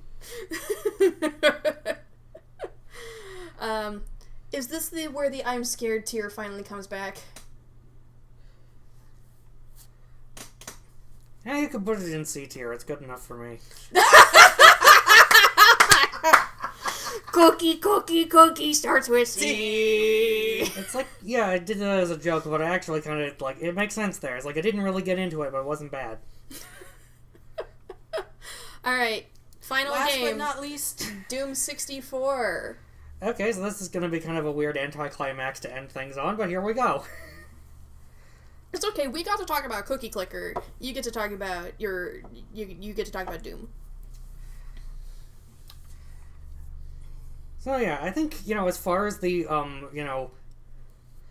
the classic, arguably 3D Doom games instead of the absolutely 3D Doom games, it's like, this one has probably just, ended up my favorite. Huh. Yeah, it's kind of another one of those odd ones out, because it's like, yeah. It's like, yeah, Doom's history on home consoles is a bit strange. It's like, particularly on, like, the PlayStation was really interesting, because it's like they had technical limitations, but could do things that were different. Got its entire soundtrack switched out with something more ambient and spooky. And then Doom 64 was an entirely new game that leans into those sort of thematics. It's this sort of... It's like... It's kind of dark, gloomy, kind of gothic or something. It's like, yeah, this is compared to, 1 and 2, this one is a game that is surprisingly concerned with its art style, and... Yeah, it's just fascinating how it relates to the other ones. It kind of has, well, I definitely don't like it nearly as much. It does have some Sonic CD-esque mystique to it. There we go. That's high praise indeed. Where do you rate it? I think it's definitely somewhere in, like, A or B. Alright, I'll put an A for you. Yeah, that works. Alright. So 64 is cool. So I haven't played it, and you I haven't have not played played it. So that is our tier list. Yay! So here's we played a lot of games this year. So here's Giggleclatz's final tier list. And here's Sackbot's final tier list, like right here. And here's my final tier list. We played a lot of games this year. And I'm saying that without having gone over all my Tiny Game Tuesdays. Yeah. Yeah, it's like, honorable mentions to Wildermyth again for me. It's just like, I don't know that I'd have enough to say about it, like, coming back to it to put it back on the list.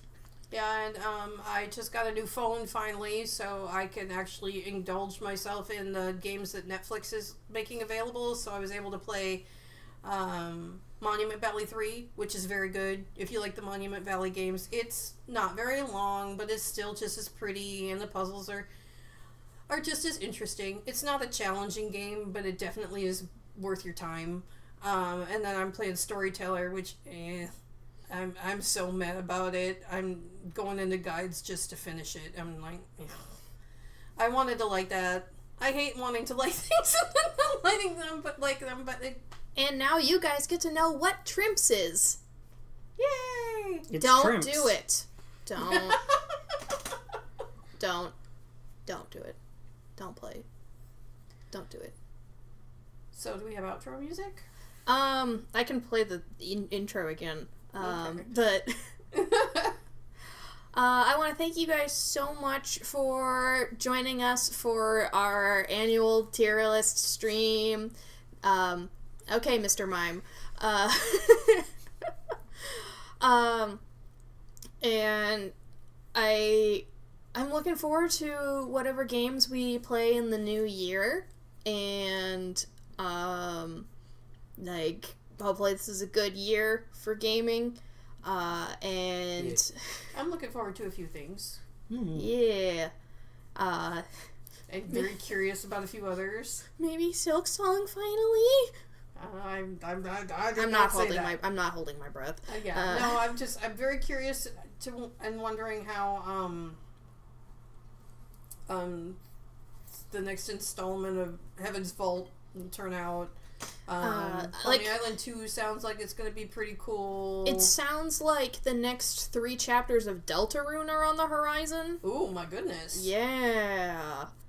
Which probably means that the final ones after that are probably also not going to be too far behind, because, you know, you're working on, like, all of those simultaneously, you know?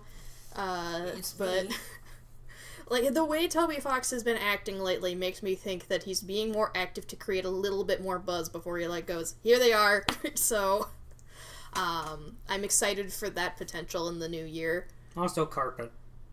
Carpet? Carpet. What's... I can't ask what's carpet because then I sound like an idiot. So, what are you talking about? Don't worry about it. Task failed. Successfully.